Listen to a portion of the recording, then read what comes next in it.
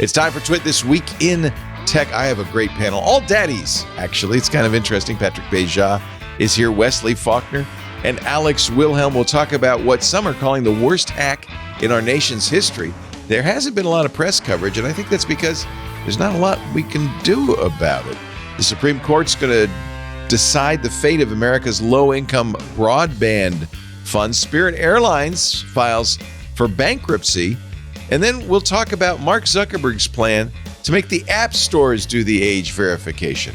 We got some good parenting advice along with that. It's all coming up next on Twit. Podcasts you love.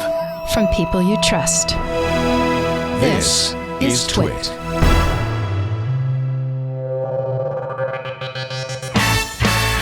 This is Twit, This Week in Tech, episode 1007, recorded Sunday, November 24th, 2024. All the hot dogs in the world. It's time for Twit This Week in Tech, the show where we cover the week's tech news. And it's daddy time on the show. Every single one of you has young children except me. I have adult children, but we're all daddies here. Yep. It's so nice. Alex Wilhelm, now with two babies. Yes. One girl, one boy, or what? Two girls. Two girls, both girls. Yeah. Yes, sir. How has that been? Everyone told me 2 under 2 is a lot. Good luck. And I said, we got this in the bag. No, we did not. 2 under 2 is a lot. It's a lot. Ladies and gentlemen. It's a lot. It's more than twice as much. I will tell you that. It is. Once they're out of diapers, life gets a little bit better. You just reset that clock, Leo, to 0. Like when you have a new baby, everything that you earned with the preceding child, the ability to sit up, just gone. Starting over. Yeah. And when they're both cranked at the same time. Ugh. So right before this, Wesley, I went inside to go say hi to the spouse and say, hey, I'm going to go record now, And then I went in the house and just both babies were going at it. And I was like, all right, well, have fun. I'm going to go do a show. He says Alex feels very guilty doing this show, but it's also, think of it as a respite. You don't do it that often, once in a while. Wesley Faulkner is also here. Your kids are a little bit older now. They were, when we first started working, they were pretty young. Yeah, 12 and 9 now. Yeah. That's got to be interesting. So hi, Oliver. Hi, Violet. Are they watching?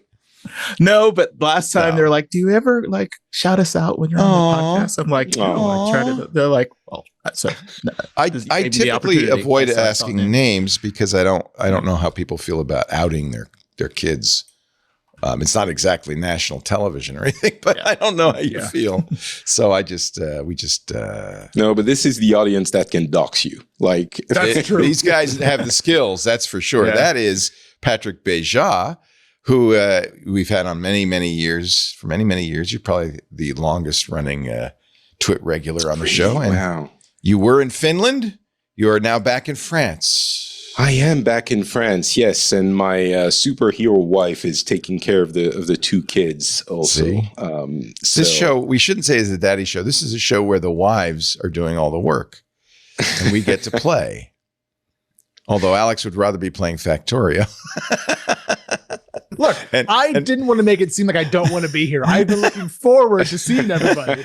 All I'm saying is Patrick might rather be playing, League of Legends. But other than that, do you play League of Legends, Patrick, or just watch? Yeah, so I play a little bit. I mostly play the iPad version, which will get me angry looks from the actual PC players. I did play that a little bit, but it's a little bit more. It's easier to get into. The games are shorter, so I play that to relax. And putting League of Legends and relax in the same sentence isn't really possible, but it is possible with Wild Rift. So nice. I play that. Wild Rift, is that what the it's the name of that game. That one. They had huge ambitions when they first launched it. It seems they didn't reach the goals they set for themselves, and it's mostly popular in Asia. But I keep it going here. So you don't know, I might be playing it right now. It's possible. I might be a Viking on the other screen right now, building my little house. And Wesley Faulkner, what game do you play? We now have all of us have been outed. Genshin Impact most of the time. Oh, Nice. kind of a classic But- there. Yes, it's. I've gotten into it recently, and so I Nice. kind of started all over. Nice. I like that you can get a bunch of people together and just ask what game are you playing that amazing? these days. Yeah. Just like, what TV show do you like? And it's like, and everyone What has book a you're game. reading? Yeah, Books. exactly. What are those? I'm reading a good book right now. What are you reading? I'm pulling up my Audible account to tell you. I'm reading Exodus by Peter F. Hamilton, which is 1,000 pages of hard sci-fi, 50,000 years in the future. So it's very different. I like him. yeah. He's a good writer, though. I'm reading Empires of Dust, a series by Anna Smith Spark. My first real dive into the grimdark genre. Oh. And it's kind of Is a it bummer. really the right time for that, Alex? No. It's already grimdark out here. But see, that's why escapism is great, because that's escapist grimdark. It's just sad. It's about an addict essentially doing bad things, and I'm like, well, this is just my life. Like, what are we doing here? Jeez. Why am I listening to this? Who bought it? Jeez. Oh, it was me. Yeah. I bought it. Yeah. All right. All right. It's nothing. I'm like being reading called out by your Thinking own Fast and Slow, which That's a explains great a Daniel lot Kahneman's. about That's the a world. very good Yeah, book. really Yeah. good. book. Yeah. Very timely, I think. How about you, Wesley? You got a book? I'm reading The Half-Built Garden. Oh, what's that about? Wait, It's, I've read that. Yeah, it's a sci-fi novel. I am writing my own book, and it You was are? suggested to me by my co-podcast host that I do another show with. That they read it first, and they said that I should read it because it's Nice. similar to what I'm writing. Oh, Is- congratulations. Is this the book about the aliens come and the planet's being healed by the little community groups and then how they interact? Okay, yeah. Again, timely. That book is so crunchy. That book makes like Corvallis, Oregon look like hardcore right wing. It is such a hippie environmental riff. It's great, but Sounds that's wonderful. the vibe. That's Yeah. wonderful. Well, congratulations on the incipient book. That's great, Wesley. See, that's what happens when your kids get old enough that they can, go to the mall. It's probably like 2-3 years out. It's very No hurry. I don't want to rush you. But I guess we should get into the news after all. I'll start my timer now. That part can be just the settling in portion of the show. So nice to see all Moose of you Bouche. there. Yes, our Moose Bouche. I like it. The chef has prepared a little something about gaming and books to begin your 28-course meal, because there's a lot of it's so funny how sometimes there's a lot of news and sometimes there's nothing. And this week there's a lot of news. In fact, I want to cover what is, I think, maybe a very undercovered story that's now being called the worst hack in our nation's history.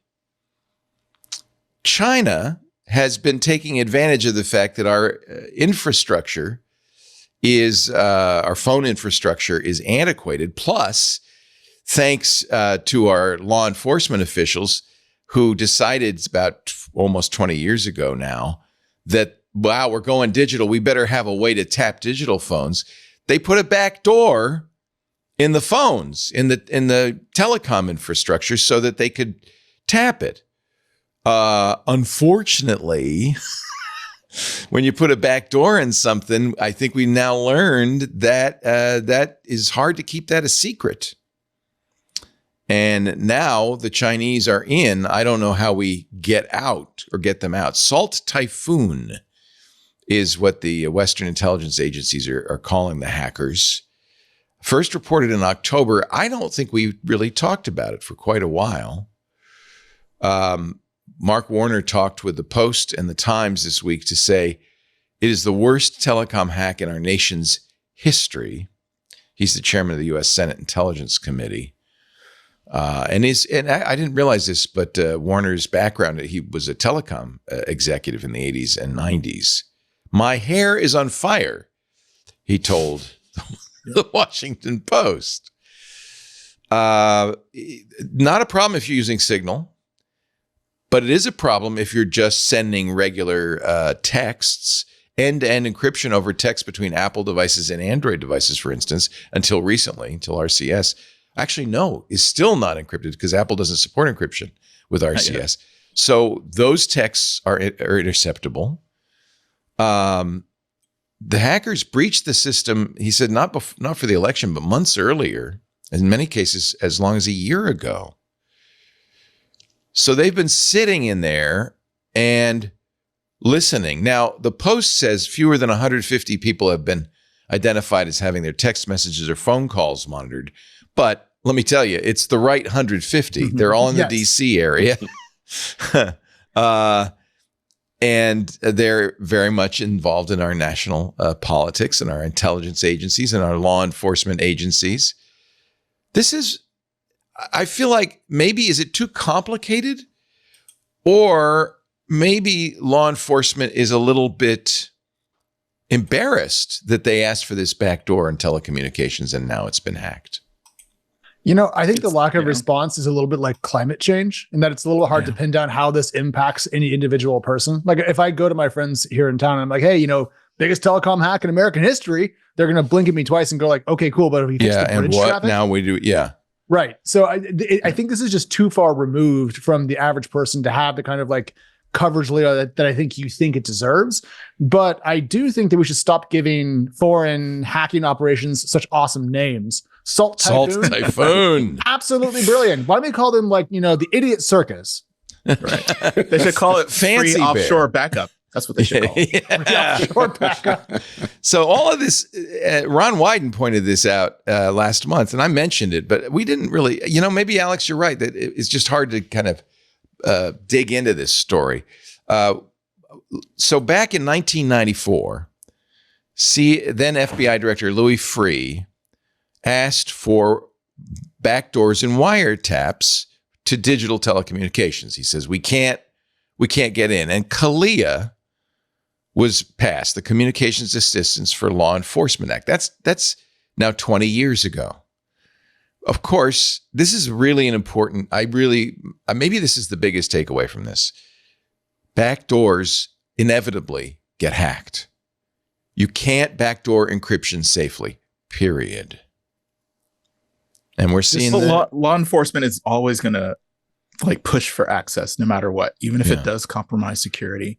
I think we're talking about the iPhone's rebooting story later, but it's one of those things where if they see a change or they see that it could influence their dominance in the space, they are going to fight back because that's their bread and butter. That's how they survive, by just sopping up as much information as possible. Yeah. And that's their role. I mean, that's why you should have a balance of power in most things. The law enforcement wants to get access to more information to do their job more effectively, and you need to have other people who are like, well, wait a second, how can this? I'm not going to blame you, but you are in the country that arrested Pavel Durov because he wasn't giving French law enforcement backdoor to telegraph. No, that's not what he wasn't giving. He wasn't giving the information that was being requested. Yeah. It's not like they were asking, we should be able to have access to all of the communication of Telegram. They wanted information, most likely metadata, that he had access to, and he has no infrastructure to comply with regulation like this. You're pretty sure that they weren't saying break end-to-end encryption. Well, actually, they didn't have to with Telegram because their end-to-end encryption is terrible. But we just learned last week, actually, that there has been a series of arrests, something like 20 people, that were participating in a child exploitation ring. Wow, there you go. Just a week ago, and it would be surprising if those two weren't related, since Durov and his team ended up cooperating. It wasn't I don't think the principle of it. I can understand that people will be a little bit cautious about what this means. But I don't think what the authorities were asking for was unreasonable. And it certainly wasn't, full backdoor, even though, of course, European authorities, just like they do in the US and everywhere, will push for that. Although now with Salt Typhoon, I think it gives fuel to the people who say, see, maybe not. And just to be clear, it's only text messages that are intercepted, right? iMessage is safe, WhatsApp and end-to-end encrypted messaging. That's right. Is and presumably phone calls. Subject to those, right? Right. Presumably phone calls, although who makes phone calls anyway? Well, I mean, the 150 people who were targeted are probably in an age bracket where they do spend time on the phone. So it's not like, it's trivial. Certainly it's a big deal. But it's not everything on your phone. It's surprising, though, that I didn't even know about that law. And the fact that there was someone at a computer with a password going like, okay, I log into the system and I can see everything in all of the telecommunication infrastructure in America. That's like crazy. It's a bit free insane. at the time promised there'll be no backdoor. We will protect this. It'll be safe. Don't worry about it. And, maybe it took 20 years. So maybe it was sort of right. I don't know. Leo, can I quibble about something that we're saying here with the 150 people thing? Because I just pulled up a tweet from Josh Rogan. He's a Post contributor, and he said that Senator Rounds said that China's Salt Typhoon hack gave the Chinese Communist Party the ability to read your text and listen to your conversations. So to me, that puts us a little bit more on the phone. Yeah, they're in the phone network. Yeah, I mean, that if it's not end-to-end encrypted, they got it. Yeah, and our phone systems, because of Kalia, are wide open. Because there's a back door. I'm assuming even the encrypted messages, if they're text messages, they could easily see where the source and the destination. Yeah, you see the metadata. Right. So they even know like if who's having texting conversations who, who's calling who. Yeah, the chairman of the Joint Chiefs of Staff is talking to, Joanne. I don't know who he's talking to. He's talking to somebody. Then who they're talking to. You may not. But then that also talks to foreign endpoints, right? So if it goes off the network into another network, that's right. They would if they had access to those networks as well. There's multiple layers in which that data can be compromised. So essentially the Chinese Communist Party now has better intelligence on Tulsi Gabbard than we do here in the United States. Oh, that's the example I should have given. If Tulsi Gabbard is calling Vladimir Putin, or Donald Trump is talking to Vladimir Putin, or, Elon Musk is talking to Vladimir Putin, presumably now the Chinese know that, and that's valuable. Right. Certainly that's something. And they can see who that person calls next, right? Yeah. And maybe match those things up. Wow. You get that. You get the idea. You see why it's a problem. According to the executive director of U.S. Cyber Command, who, not Barron Trump, that's next year. Morgan Adamski said that the Chinese-linked cyber operations are aimed at gaining an advantage in case of a major conflict with the U.S. They've compromised, and by the way, this is not just Salt Typhoon. They've compromised our grid. They've compromised a lot of our infrastructure and IT networks so that they can, according to Adamski, carry out disruptive attacks in the event of a conflict. They're just sitting there. They have access to heating, ventilation, and air conditioning systems in server rooms. They have access to the grid, the power grid, to water controls.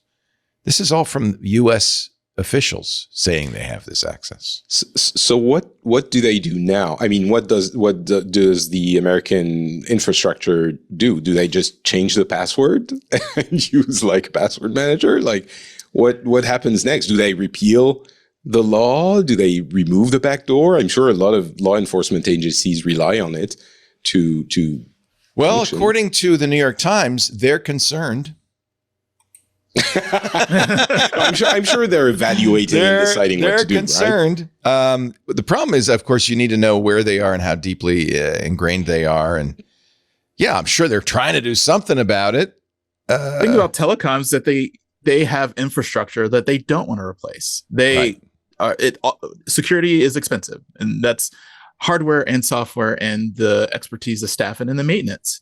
They try to do these capital expenditures, build out these networks, and then just ride them until they explode, patch them. And the modern security needs modern equipment. And to be able to replace all of that equipment and make sure it's up to date is not something that they've been incentivized to do. They want to try to take as much money off the top as they can. Thank goodness we're banning TikTok. That's all I can say. It's about that's what we're doing. We're banning TikTok. That'll fix it.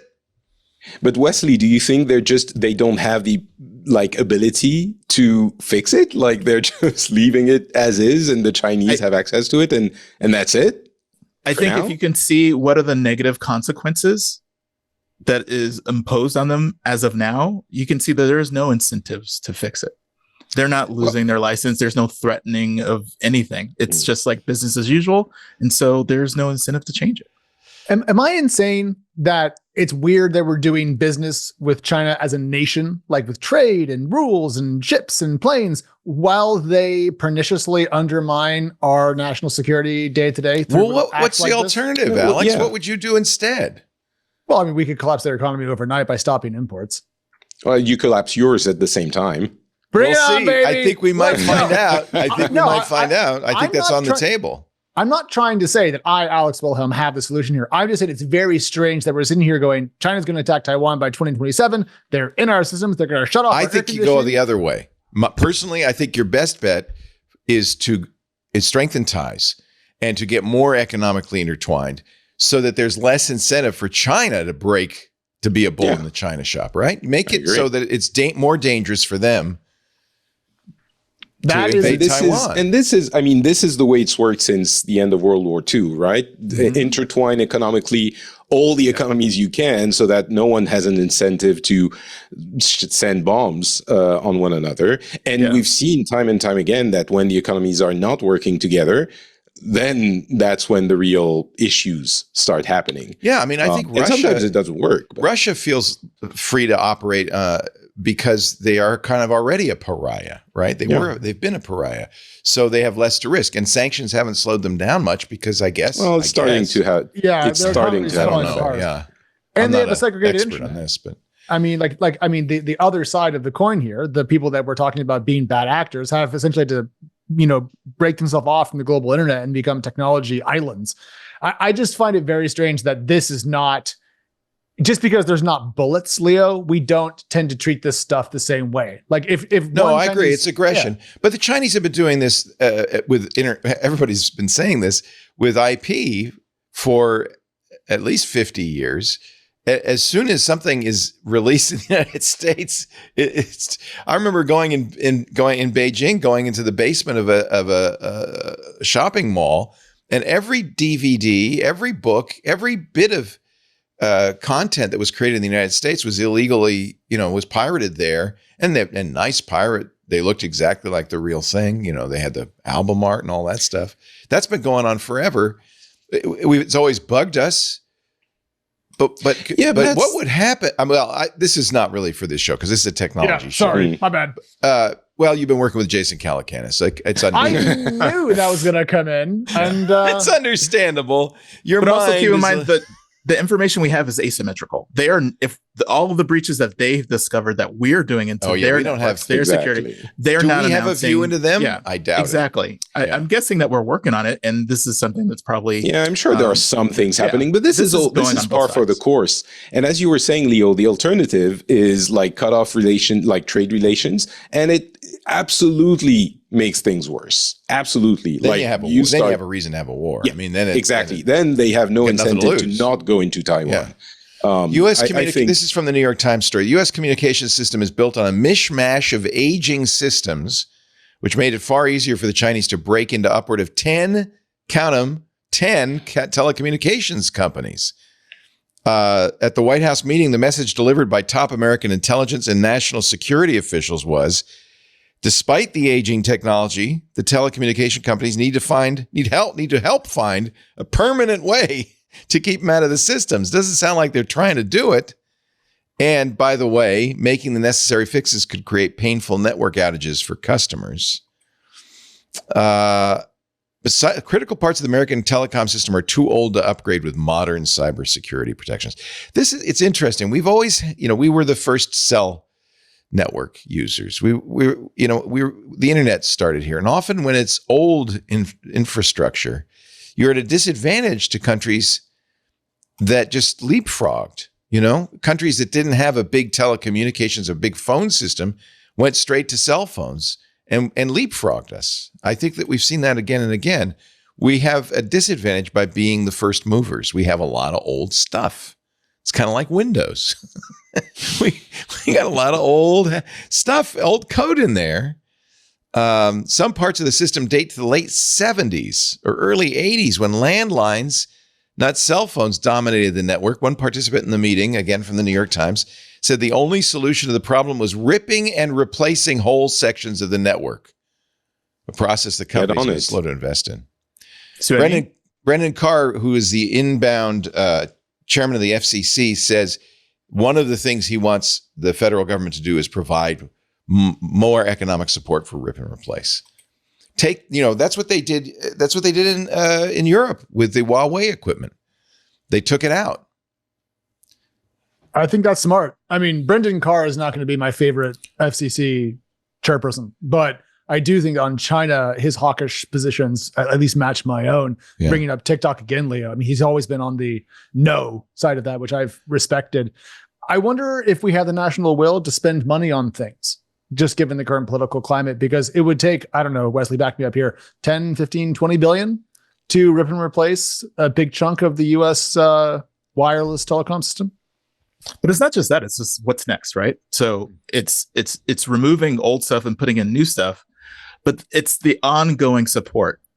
If you're familiar with all the revisions of iOS and Android, there are constant security threats.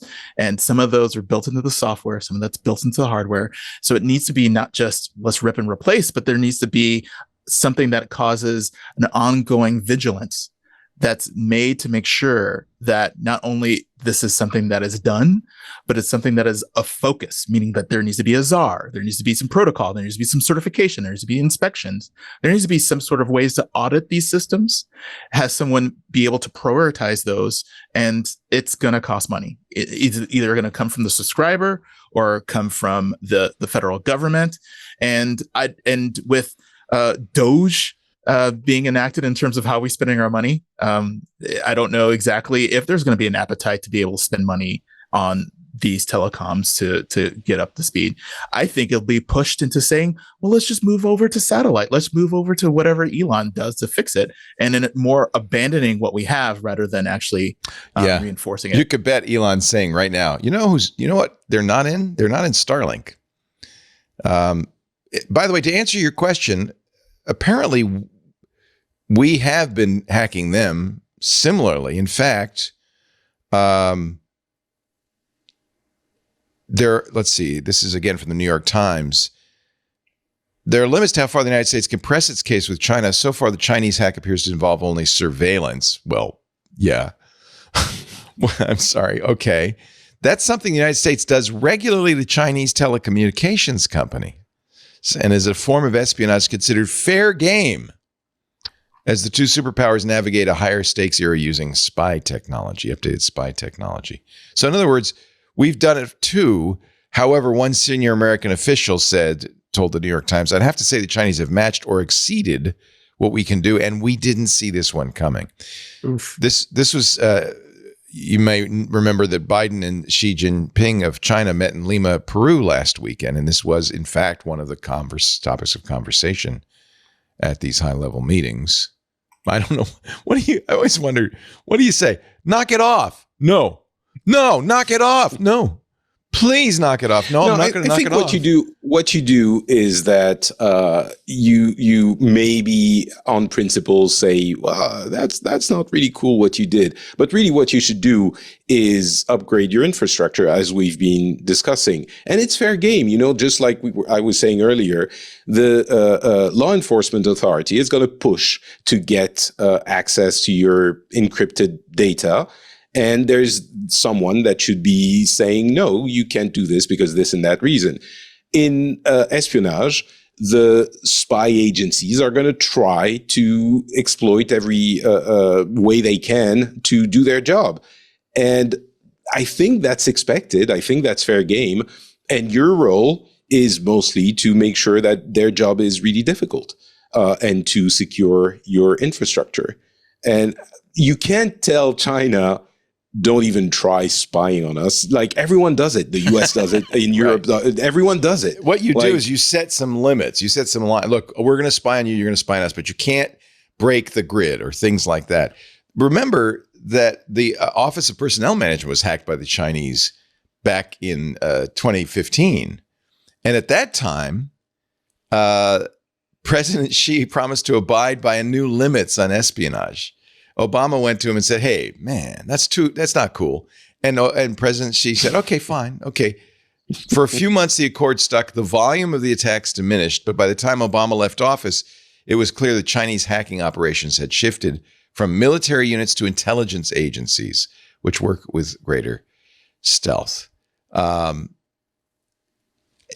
Honestly, I think that's part of the problem is that we don't, you nailed it, Wesley. We don't know what to do. We've really got no grand solution. So all we're going to say is, well, okay, we'll limit our stuff to surveillance if you limit your stuff to surveillance.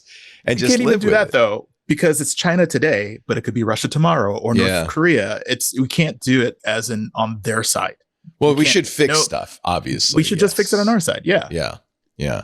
But that's the question. Can you really ever, is there any such thing as a perfect protective network? Well, there isn't anything perfect. They're not even using two-factor authentication in the U.S. telecommunications sector. It can't be perfect, but I'm sure you can make it better. You can do it so there isn't a back door that, if you have the password, you get access to everything.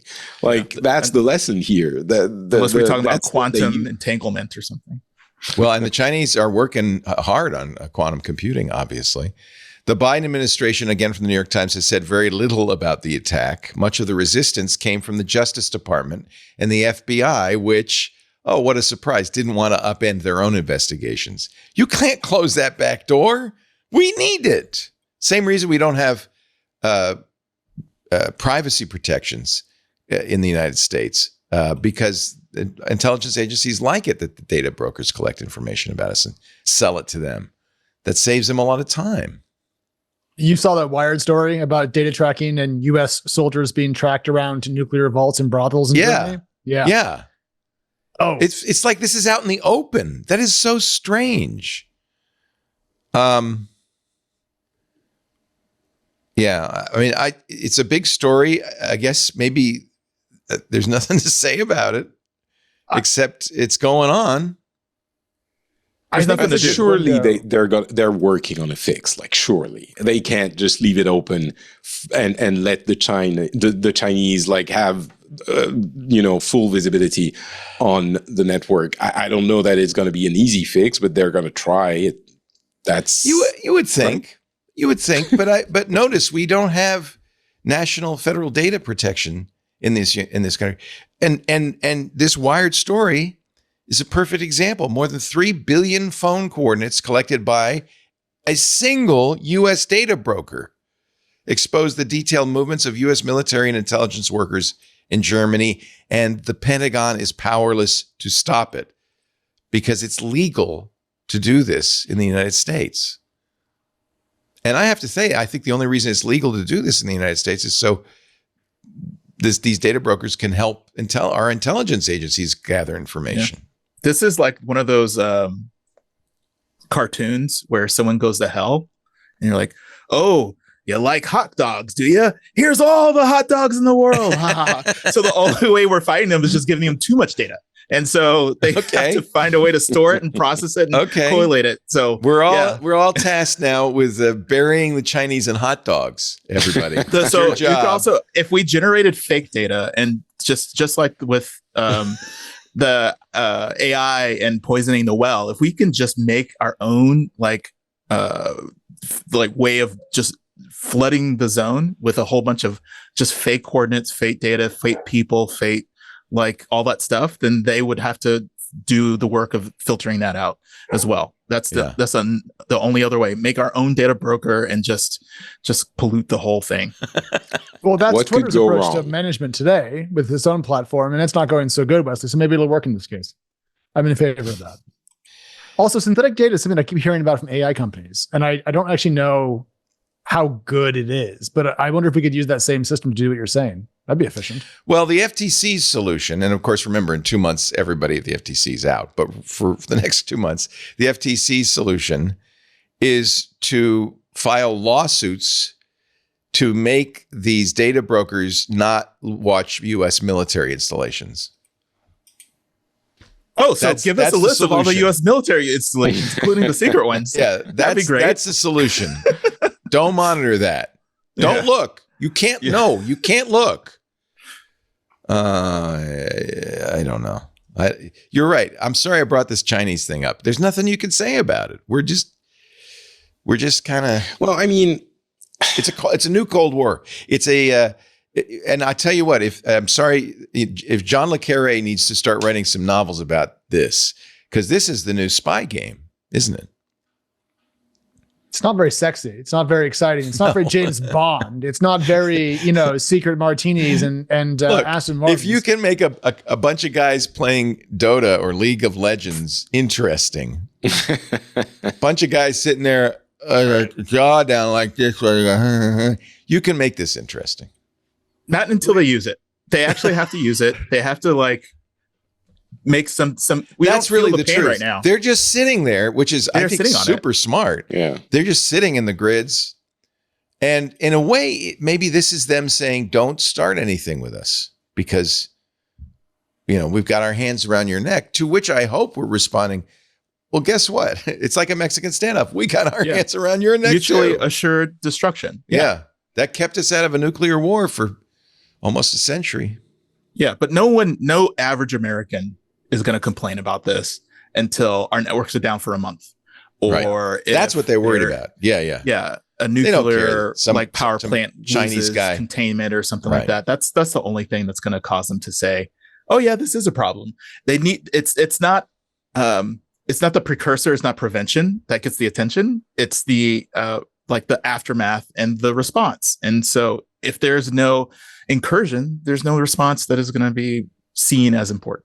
Yeah. And that's why if you look at cybersecurity across the board, it's all like that, because it all of it is theoretical until something happens. And even in a data breach, it's like, well, they didn't do anything with the data or it won't come back to us.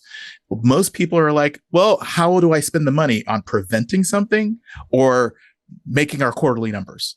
Right. And raising our share price. Which one is I'm the CEO, I'm in charge. Which one of the things is going to impact me immediately? And I think it's also the price we pay for living in a free country that will never be as secure as an authoritarian country like China, because we believe in free speech and freedom, and we're not going to lock everything down. The degree to which you'd have to lock things down. Of course, if China can't even do it, I don't know who can. No, but I mean, you can. There is a middle ground. You could first of all not have a law that says you need to have a backdoor into your entire telecommunications. That was a bad start, 1994. Right? Yeah, that was a bad start. Yeah, and you can invest in your infrastructure and maybe even legislate to make sure that the infrastructure is more secure than the one that you have now, that you can't redirect the entirety of your profits to your shareholders. You need to spend some of it to upgrade your infrastructure and meet some cybersecurity standards, at least. Because when I hear that the infrastructure hasn't been changed since the 70s, I'm pretty sure there was some opportunity at some point to evolve it slowly to make it a little bit more modern and secure. So I don't think it's just, oh, well, it's either that or you live in communist China. I think there is a middle ground, which, by the way, is probably called Europe. But that sounds like a compromise. There it is. Well, that's a very logical argument, Patrick, and I'm sure legislature will take that under advisement and do the right thing. But okay, do I get on my soapbox now, or do I wait a little bit later? Not yet, because I want to take a break. Save the soapbox. I will mention, when we're talking about 70s technology, there's something called the Signaling System 7, or SS7, which is in our phones' systems. It's how the phones make calls. And it is known to have serious flaws for more than 20 years. And the problem is we can't take it out because everybody uses it. It's on your cell phone. It's on every telecommunications system everywhere. And it's flawed and we can't fix it. And that's that. And we've known about this for a long time. So this may well be how the Chinese got in. I don't know how they got in, but we've been talking about SS7 and Security Now for almost as long as Security Now has been going on. I imagine there are better systems, but this is that same problem of, you don't want to break everything in order to make it work better, more securely. Let's take a little break. I'm sorry about that. I won't bring up anything that we can't fix anymore. It just, when I read this headline, like the worst hack in the nation's history, and nobody's disagreeing with it, I wonder why we don't talk more about it. Maybe this is why there's not. Sorry. Too bad. Too bad. Nothing we can do about that. I hope you enjoy it. Enjoy your freedom. We got a great panel. I think we have a lot to talk about, and prepare yourselves because Soapbox from Patrick Beja is coming. Patrick Beja is here, always a welcome guest, as are Wesley Faulkner and the wonderful Alex Wilhelm. Great to see you all daddies this week. And because of it, there are, in every case, there's some poor woman taking care of the kids right now. So we thank the mothers and the wives for making this show possible in more ways than one, I think. This episode of This Week in Tech brought to you by Melissa, the trusted data quality expert since 1985. Melissa's kind of an amazing company. Since 1985, they've been helping people keep their supplier lists, their customer lists accurate, up to date. And now Melissa is in, this is really good news. If you use Stripe, it's in the Stripe app marketplace. That means Stripe customers, this is a real synergy. Stripe customers now have access to the same data quality service leveraged by large global enterprises every day. A lot of small business, pretty much every small business I go to, my local bagel shop, they use Stripe. Stripe's integration can include things like address validation, which validates global addresses both at the customer and invoice levels within Stripe automatically. Auto completion capabilities, so you could start typing an address. You've seen this, and it reduces the number of keystrokes required. And maybe even more importantly, make sure that only valid addresses enter the database. Plus, it's very easy to use. Users can easily configure the app with a few steps. If you've been using Stripe for your little small business, this will be such a nice integration for you. Support for both customer account and invoice level validation. And the app offers smooth management of API keys and subscriptions, facilitating transitions from free to paid services as you need them. Comprehensive support and quality assurance always from Melissa. Users have direct access to Melissa experts, ensuring high quality service and support. Melissa, not just Stripe businesses, but every business can enhance operational efficiency, boost customer satisfaction, and maintain overall financial health. That's a strategic goal for any forward-looking business. And those businesses that rely on Stripe are no exception. They have an ever-expanding tool set at the ready with Melissa. Oh, and by the way, if you're at all concerned, Melissa understands your data is precious to you and your customers. That's why Melissa's services understand compliance like no other. You get secure encryption for all file transfers, an information security ecosystem built on the ISO 27001 framework, adherence to GDPR policies, SOC 2 compliance. So you can use Melissa inside Stripe or wherever you use it with confidence. Get started today with 1,000 records cleaned for free. That's a great offer. Always a great offer in melissa.com/twit. One more great way you can use Melissa now with Stripe. They've got an API, they've got Google and Microsoft integration. It's everywhere. Melissa, melissa.com/twit. We thank Melissa so much for supporting our shows for so many years. It's been a great relationship. Now, Patrick, if you want to get on a soapbox now, you could, or if you want, I can give you another story that will trigger a apoplectic fit, and you can get excited again. We got to build up to it. I understand. No, let's go with the other story. I'm sure I will get riled up. Honesty.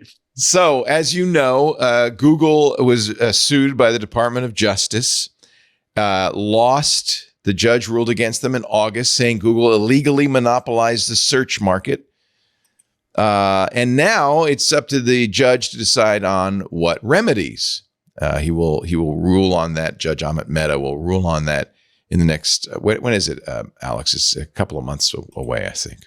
Yeah, a couple of months away. I'm just going through my personal notes of the actual, so the DOJ will file a revised proposed final judgment on March 7th. Okay. So expect a lot of back and forth between now and then. So the DOJ is at this point lobbying, in effect, the judge, saying, well, Your Honor, what Google really should do, and coming up with remedies, and of course the judge will pick some and so forth. Some say this is just a negotiation to kind of head towards a consent decree between Google and the DOJ.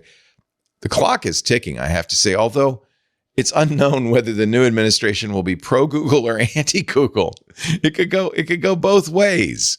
So far, the DOJ has come up with the most controversial proposal of all, saying Google should be forced to sell Chrome.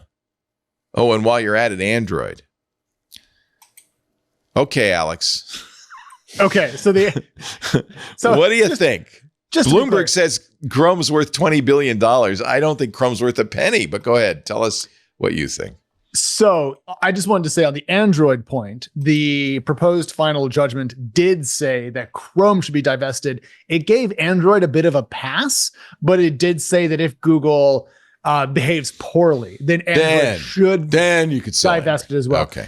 So the question then becomes, how much of this do they expect to get, Leo? And I do think this is a bargaining position. Yeah. I don't think Chrome's going to get divested because I think you're dead on. It doesn't have any value outside of being a search delivery and advertising delivery mechanism for Well, Google.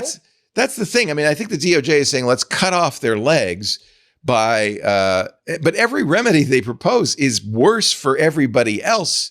For instance, saying, don't pay Apple $20 billion a year anymore.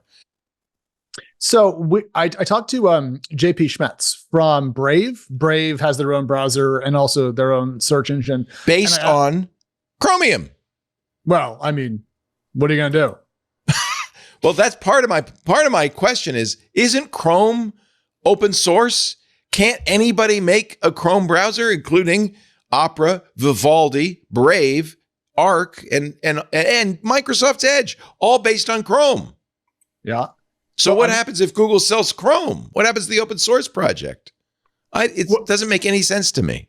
Do you think the open source project of Chromium dies if Chrome is divested from Google? Yeah.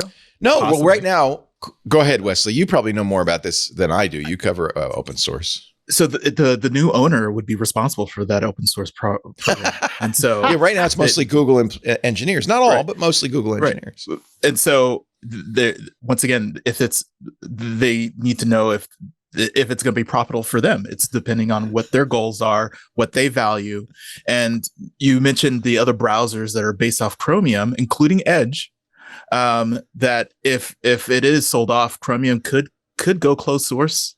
Because it does take maintenance to keep it up to date. But the second before they go closed source, Wesley, doesn't somebody just fork it? In fact, aren't people forking it right now and saying, here's Chromium the problem with that too? Yeah. The fork is going to be all the old stuff. Yeah. And they're gonna do whatever they want. But the number one browser will still be Chrome.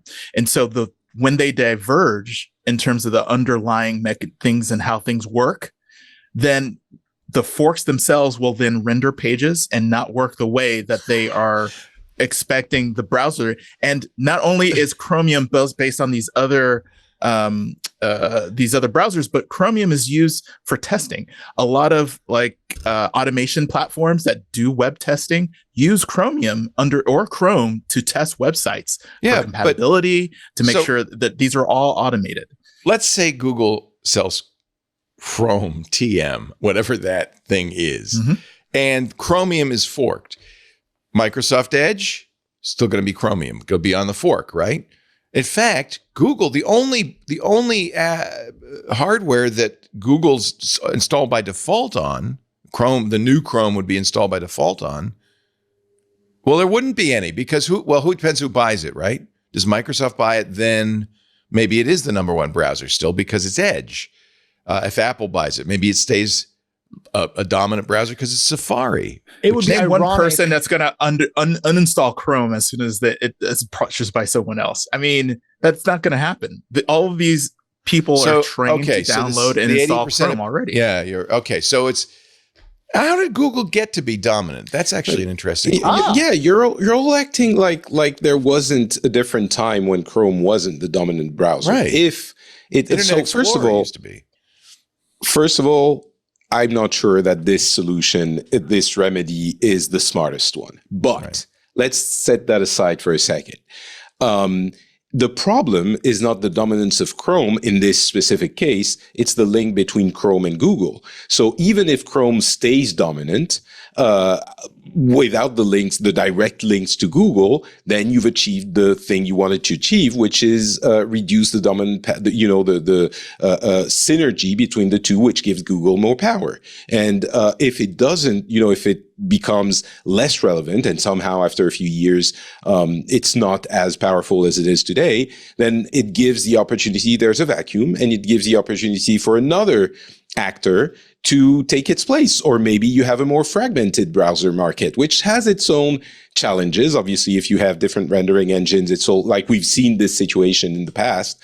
It is more chaotic for websites, but it's not the end of the world. And again, the goal here is to sever or to remove the advantage that Google has by also owning Chrome. So all of this that you're discussing is not untrue, but it's in this discussion, it's a little bit besides the point. If you want to reduce Google's power, you have to find ways to do that. If you think Google doesn't have too much power, then, that's fine. They could keep everything they have. But if you think they do, then you have to find ways to get them to collect less data, to have less different levers to influence the way the web works, et cetera, et cetera. And I think maybe forcing them to divest Chrome could lead to that outcome if it's desirable.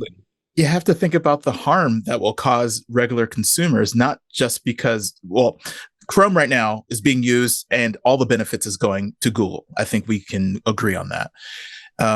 So they are running Chrome as a loss leader to get this data and this access.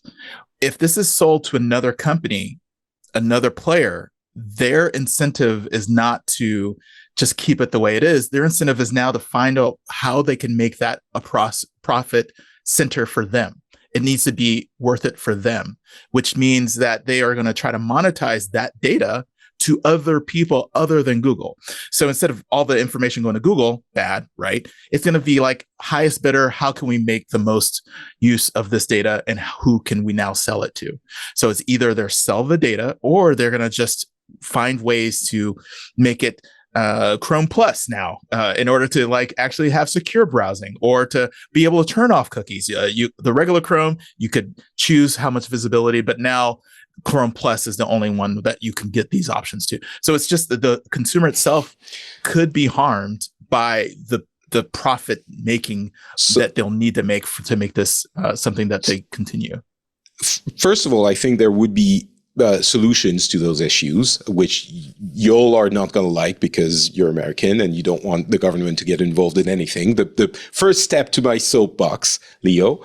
And secondly, those are again, kind of besides the point. But what can happen there is that Chrome becomes less strong without the backing of Google. I believe that is one of the outcomes. And so you re-inject a little bit of competition in the browser market. I think that is not everything you're all saying is true. I'm not saying it's not true. Obviously, but you're only seeing the downsides of those changes, and there would be some upsides, not the least of which is fostering competition, which is a basic tenet of capitalism and a healthy free market.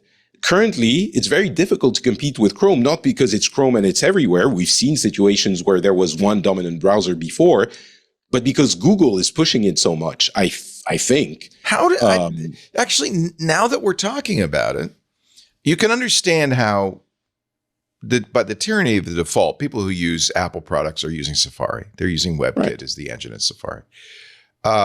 Until Microsoft abandoned Internet Explorer, that was dominant because that's what everybody who used Windows was using. How did Chrome not have? I mean, they have Android. Are we counting Android in the total installed base? That's no idea. Yeah, I mean, if we are, then that's certainly a big. That's half of the cell phone market in the U.S. and more than half, 80% in the rest of the world. I don't understand. So you're selling, what are you selling? You're selling the name and the current code base, and perhaps you're selling the install base. That's what you're saying. The install base is what you're selling. Project. You can't sell Chromium. How do you sell Chromium?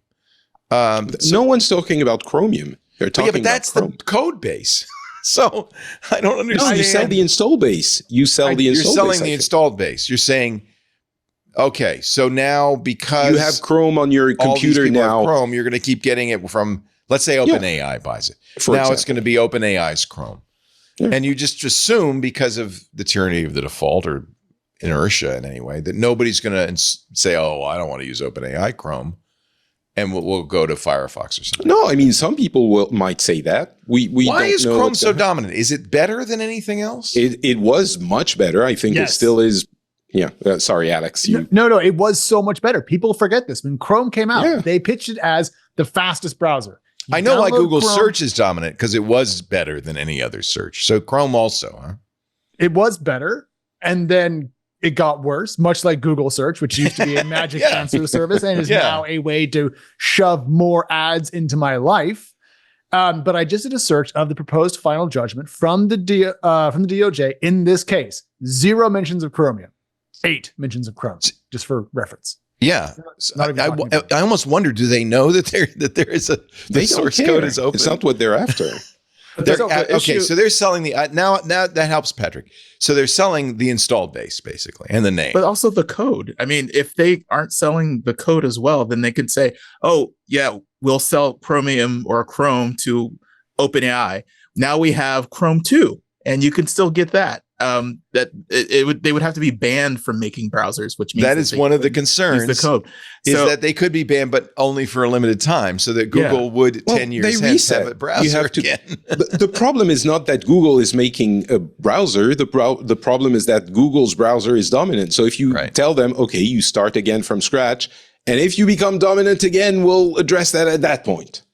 Right. So the PFJ says very specifically that following its divestiture of Chrome, Google may not re-enter the browser market for 5 years and 5 years. Is banned from owning or acquiring any investment or interest in any search or search text provider that might do browser. So they have that written in, but it doesn't solve any of the issues we have about Chrome itself. But at least Google couldn't just dive back in with Chrome. Not for 5 years. The re-chromining.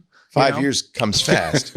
The other issue really is the search, right? Because the problem is that they're too dominant in search, and it seems like what the DOJ is trying to do is cut off the things that channel people into search. But what if instead, and they've talked about this too, they forced Google to license search, to say, okay, here's the index, DuckDuckGo, you have full access to this. That seems like That seems like a much more severe attack into the core of what Google's business is. And I think that's a much more serious concern if you do that. Currently, the things that are being talked about, including, let's say they can't pay Apple to be the default search engine on iOS. I mean, obviously, Apple is not happy about not getting 20 billion dollars. But it would put Firefox out of business, because the hundreds of millions of dollars they get yearly from Google right now is the only thing keeping Mozilla Foundation. Or maybe, possibly. So that would, by the way, be the counter effect. That would be a negative consequence of this, right? Well, maybe someone else would pay Firefox to be the default search engine. Maybe the new Chrome owners? No, maybe Bing. Maybe Microsoft, Mozilla just did a huge layoff. They don't have money. Yeah, they didn't lay off people from the Firefox side. They laid off the Mozilla Foundation people, but still, they're on the edge, and their share is shrinking. And to me, that's terrible, because the worst thing we could have is a browser monoculture like bananas.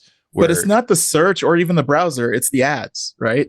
So if the money is still coming into Google through ads, no matter if other people have a better search or others have a better maybe browser, force Google to sell the ad business. It's the ads that's causing them to have this chest full of money to be able to throw at people. Yeah, but that is Google. If you take away the search ads, you take away most Google's business. And then what's left? YouTube and cloud. And YouTube is just ads. I think they should be forced to sell YouTube, because I think that's a real conflict of interest. But okay, That would also that's more of a penalty, though, I feel, than a remedy to the issues that were raised. I'm not the judge, but my opinion, the problem with Google is that it's compromised its search results by having all these other sidelines like ad sales. It is both the buyer, the seller, and the market maker. It's in every bit of that. Owning YouTube is another huge conflict of interest because their ad results are inevitably going to be full of YouTube ads. So they're in effect, search results are promoting YouTube. I mean, there's all sorts of conflicts of interest. Google started with a very pure, excellent search engine, which has gone downhill as it has slowly allowed these other interests to change its search results. Don't you think? Yes. Does anyone deny that? No, but it's become very profitable as a result. This is the classic Cory Doctorow and shitification. Yeah, exactly.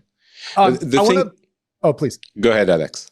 I just wanted to bring up one element from the proposed judgment that we might all like, which is that it might require Google to, quote, make its search index available at marginal cost and on an ongoing basis to rivals and potential rivals. So would that ameliorate enough of their search advantage to make the ads point less salient? No. Well, you just said that kills Google because that's Google right there is the search results. Yeah.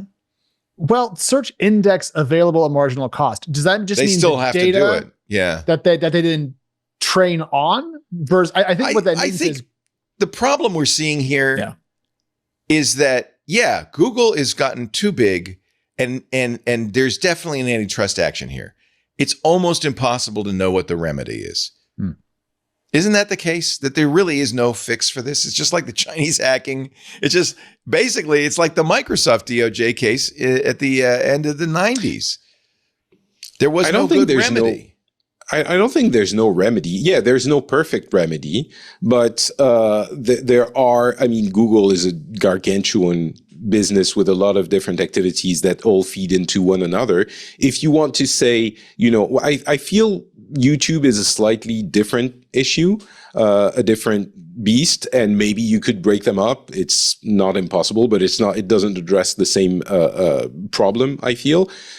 But I'm not in Google's books, but I feel like Chrome probably gives them a significant advantage as a search engine because more than Android or less than Android.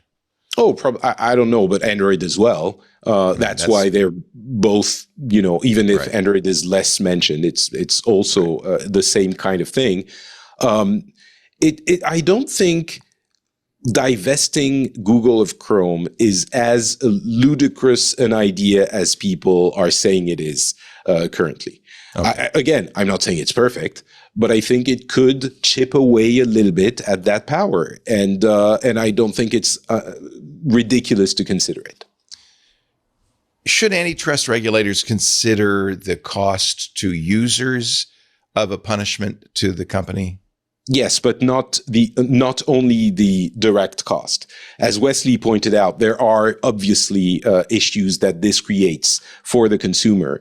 But I think the main problem of a monopoly and of anti-competitive behavior is that a lot of the time it does, not all the time, but a lot of the time it does benefit the consumer to an extent, but then it also smothers competition, which would benefit the consumer, hopefully, but in a less certain way, hopefully down the line. This is what the United States was built on: competition, the free market, freedom of enterprise, and the problem of monopolies that we've seen in the tech industry is that they make this a lot more difficult. Right.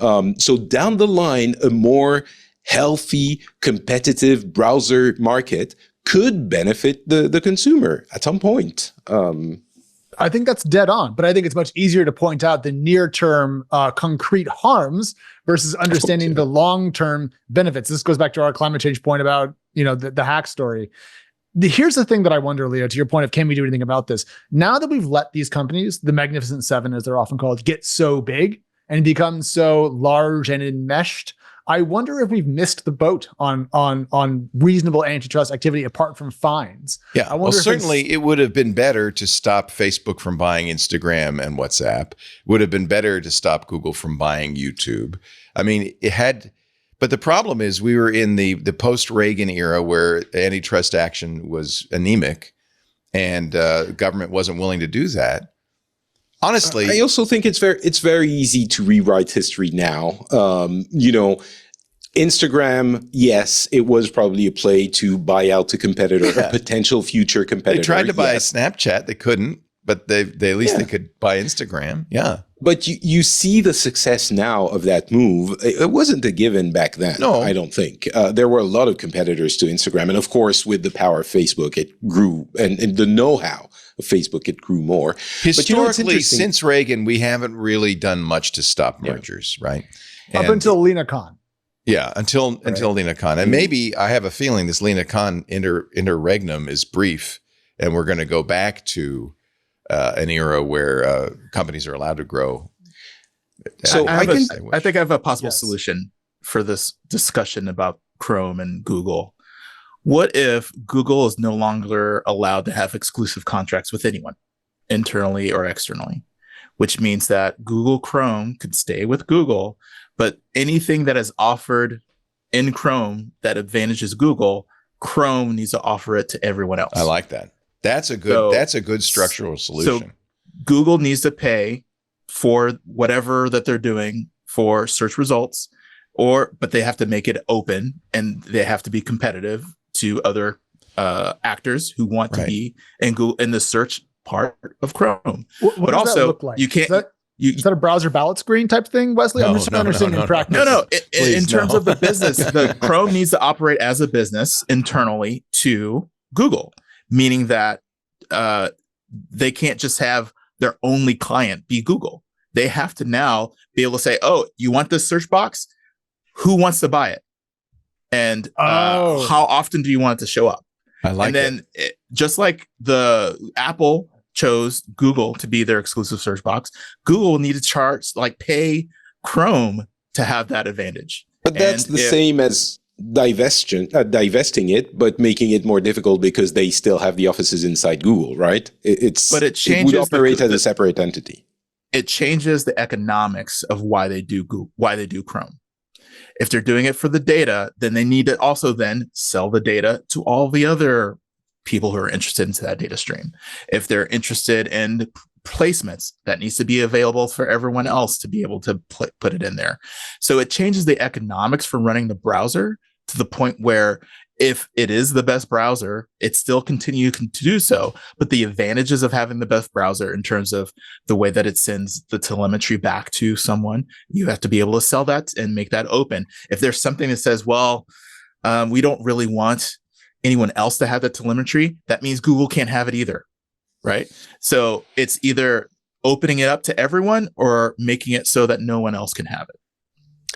I think that would work, but it's the same as making it a separate entity, but making it much more difficult to make sure they're doing that fairly because it's still inside Google. There's a precedent for that. And that's what Microsoft, that's why there was an ombudsman inside Microsoft after the consent decree with the DOJ. What is it now? 20 years ago. For a long time, there was an ombudsman in there watching and making sure that Microsoft was a fair dealer.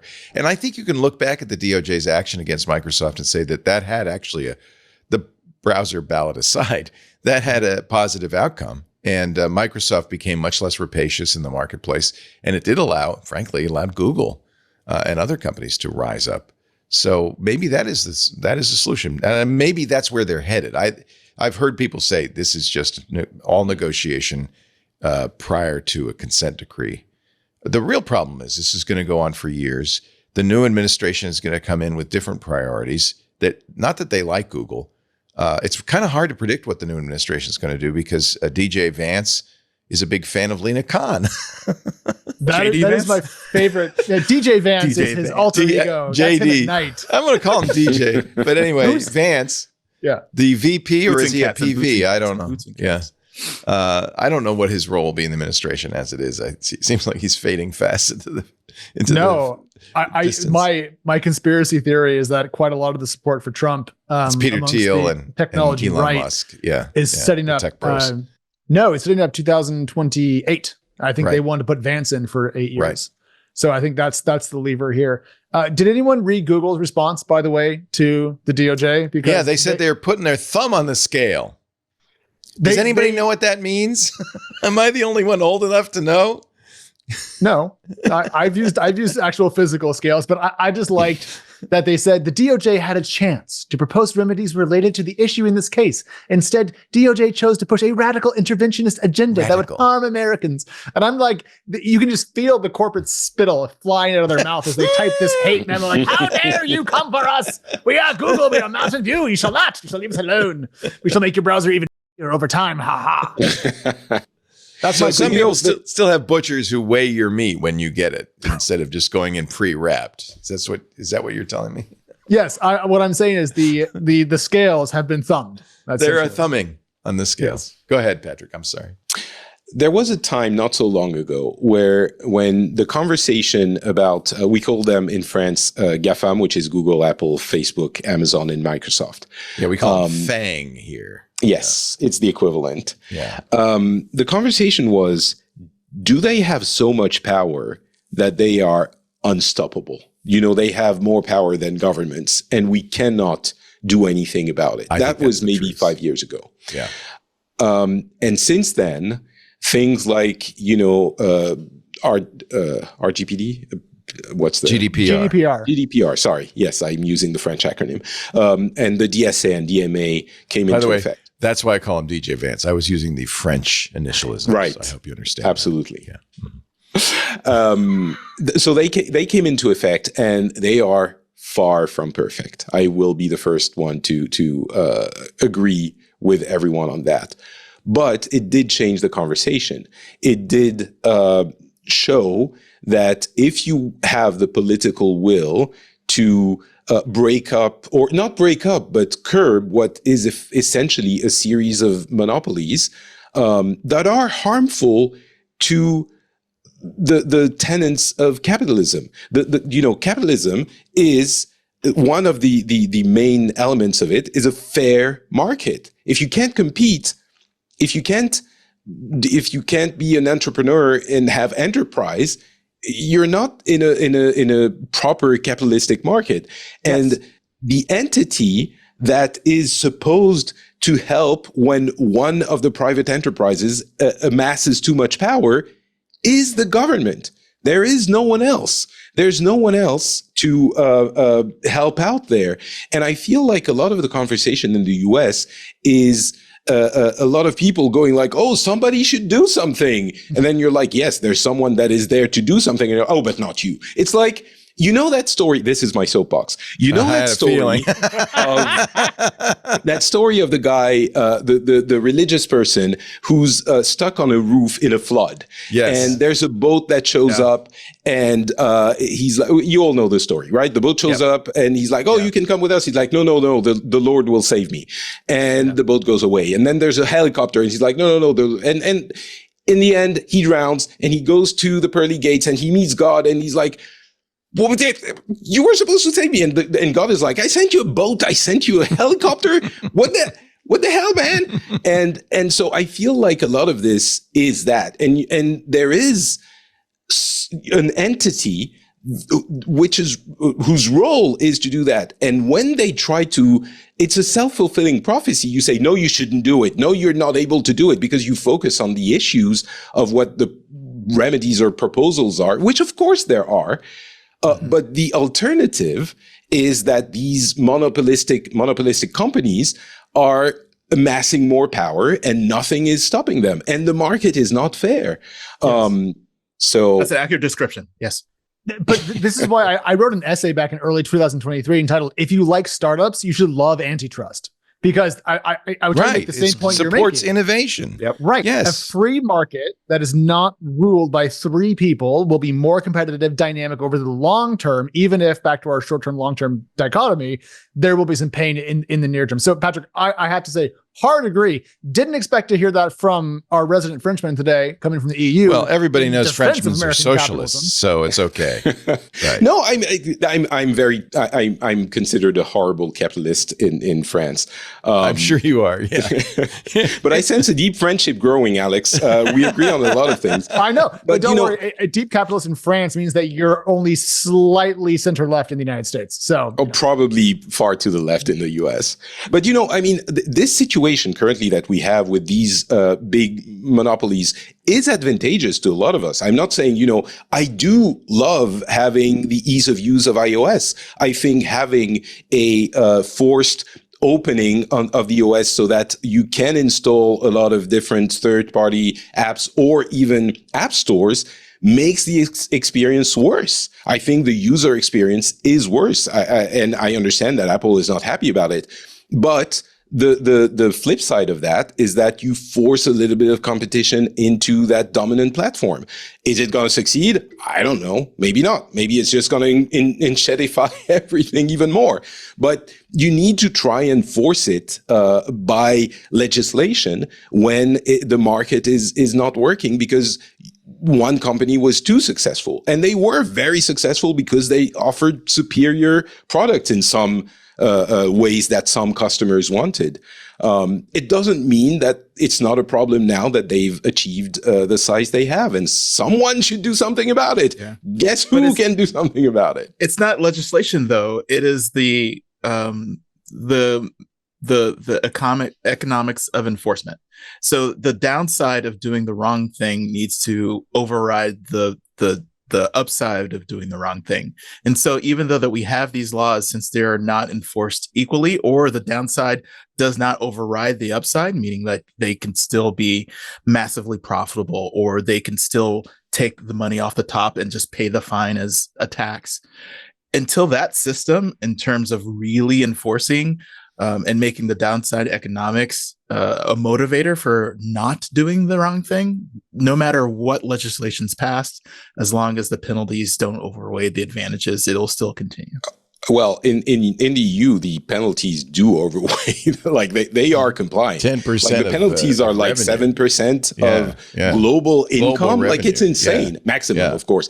No one's ever going to enforce it that much, but it scares them because it is a lot of money. And the main part, the most important part, is they can't afford to not operate in the EU because it does make them a lot of money, right? It's 450 million customers or potential customers. So they have to operate in the EU, so they have to follow EU rules. And I love that they're making a lot of money. Again, capitalism is awesome. It's given us a lot of cool stuff and a lot of productivity and well-being.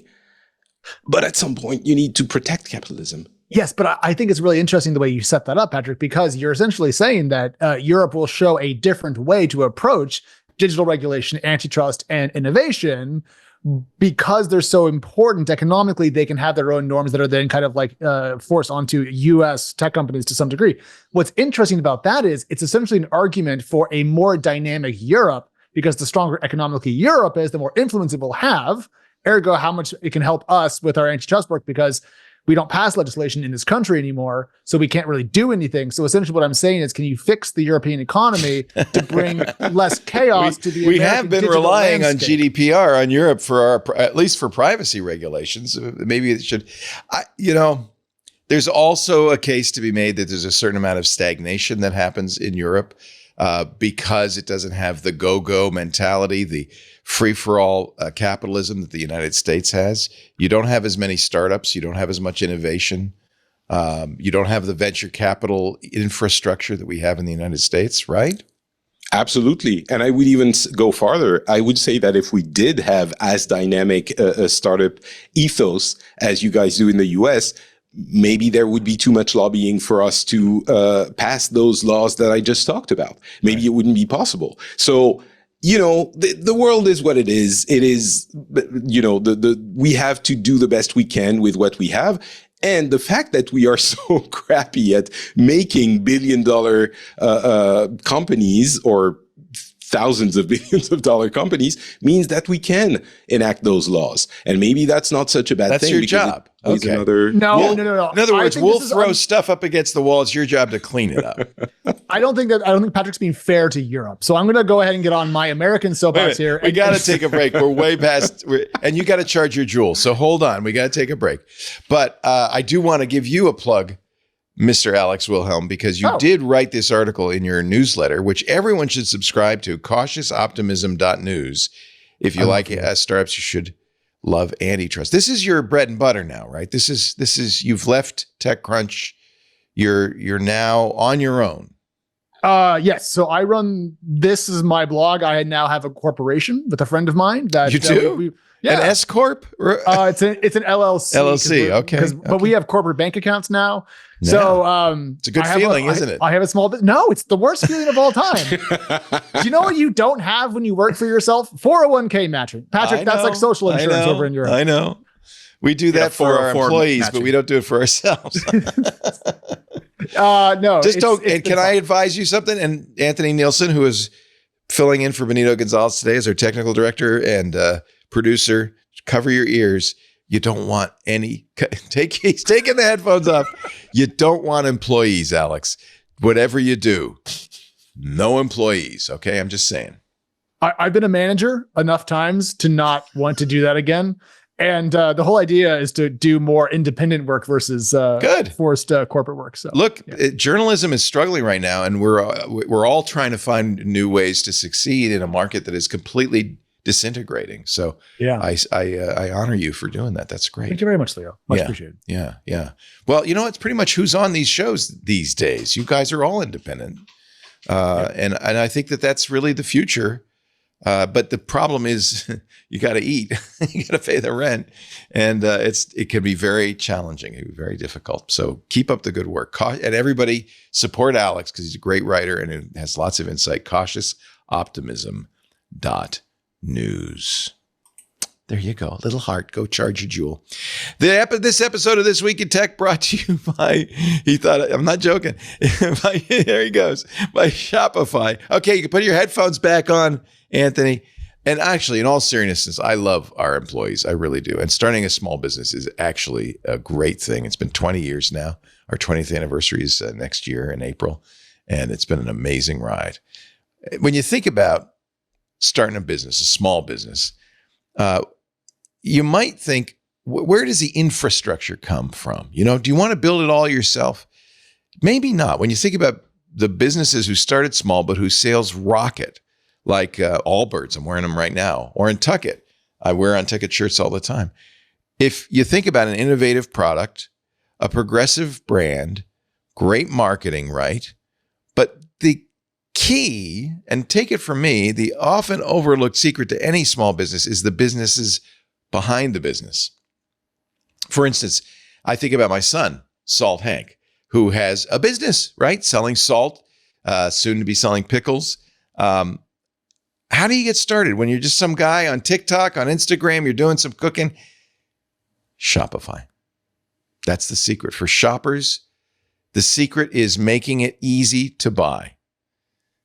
It's making buying simple. For millions of businesses, that business is Shopify. Yeah, I love that sound.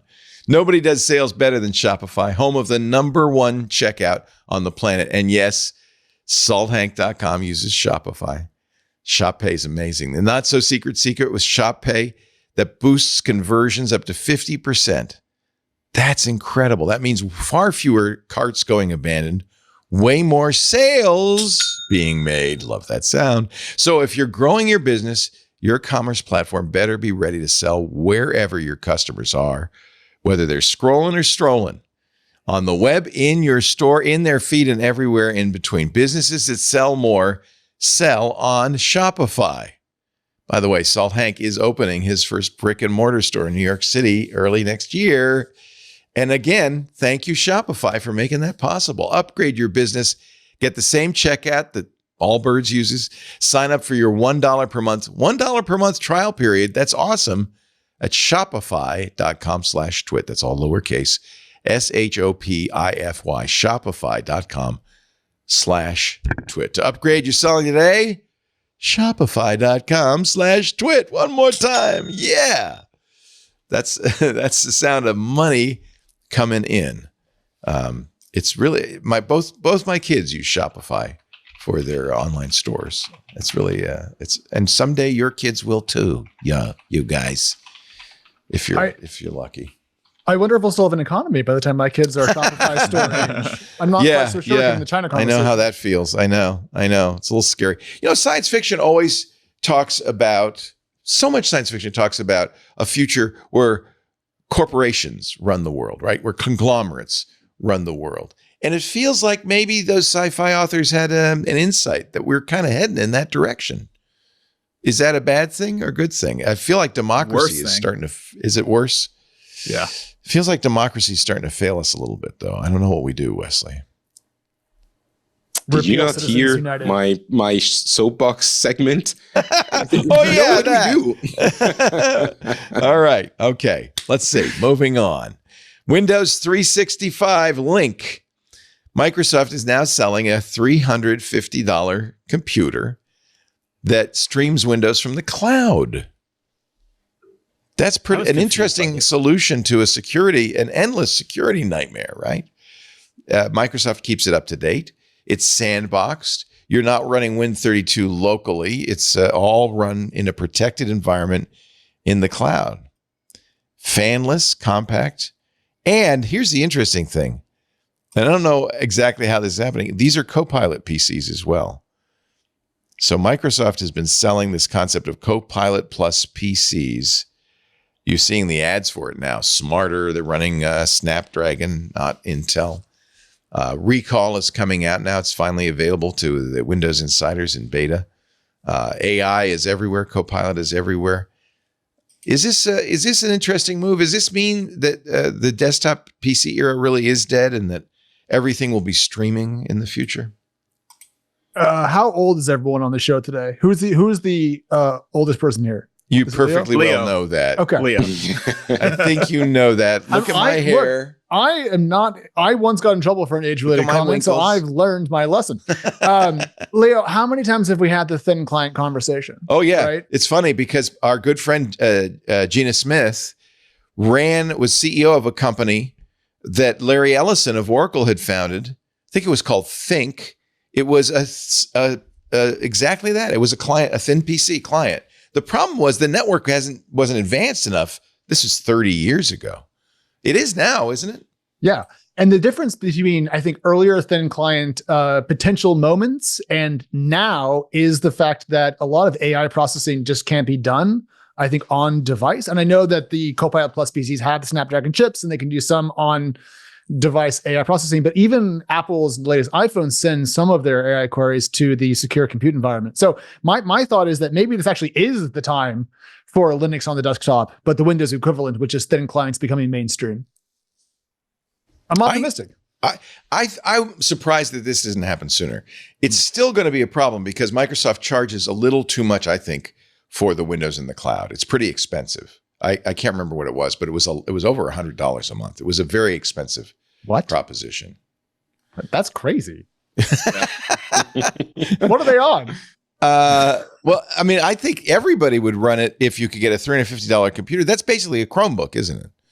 And have all the work be done in the cloud. One issue is that a Chromebook you can run offline. This one can you can't.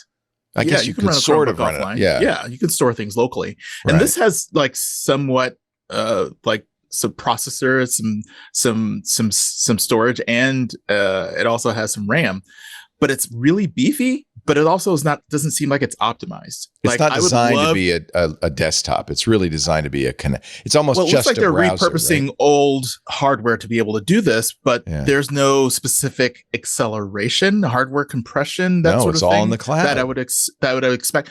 But for the transmission, though, in order to make those packets go a lot smoother, right? The hardware acceleration in terms of the compression of the packets doesn't feel like it's built into this. So that's one thing that I'm like, why do you need 8 gigs of RAM for this? Why not a Raspberry Pi theoretically could run what they're asking for.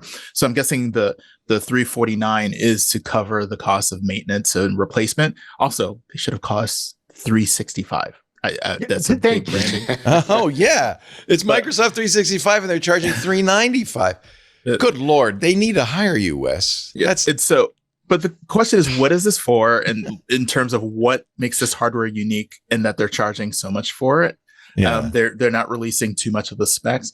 But if this is supposed to be cloud connected, they really should talk more about security, talk more about the type of OS that's built into it, the type of secure connections that it can establish, but the optimizations to make sure those connections stay stable, or that the compression is highly optimized for talking to the server specifically, so that when it's connected, that it can get an advantage even on a slower connection.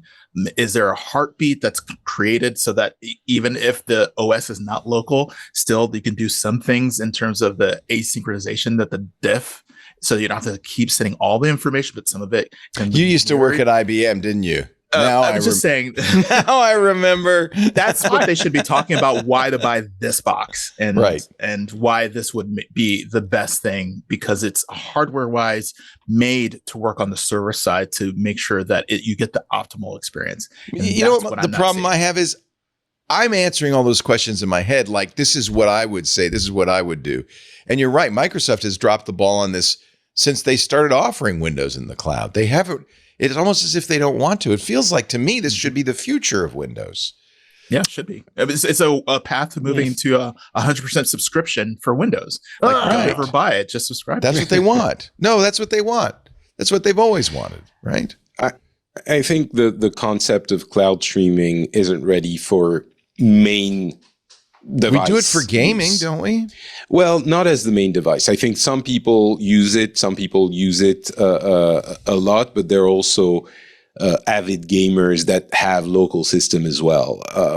I mean, there are some Stadia fan people who are going to get on my case for and this. Amazon and has its system. Yeah, Luna works well. But I think for computer work, as for video games at this point and for the foreseeable future, it's a technology that is a side thing for heavy users.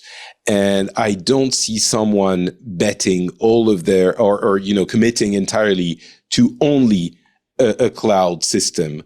And so I think the idea of the link, Windows 365 link, is appealing until you get into the nitty-gritty and find all the cases where it will create issues for you, at which point you're like, oh, well, I would at least need a laptop also. And if you have a laptop, then you don't need that thing. I think we're not in a situation. Maybe it will come, maybe it won't, but I think at this point it's not viable as your only solution.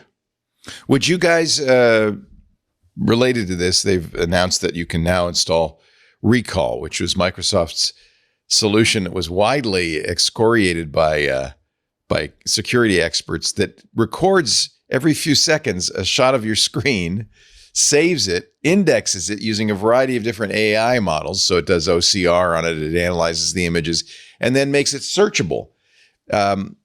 Experts said, good, that's great. You're going to create a large ball of information on everybody's computer that hackers just can't wait to get a hold of. Microsoft responded by saying, well, we got all this security. And I think they probably have reassured a lot of people. They are rolling it out now to Windows insiders. Wesley, are you going to install it the minute it's available? 100%. I mean, if someone has local access to your system, you're screwed. Yeah. You're screwed anyway. Thank you. Yeah. Thank you. At last, someone tells the truth.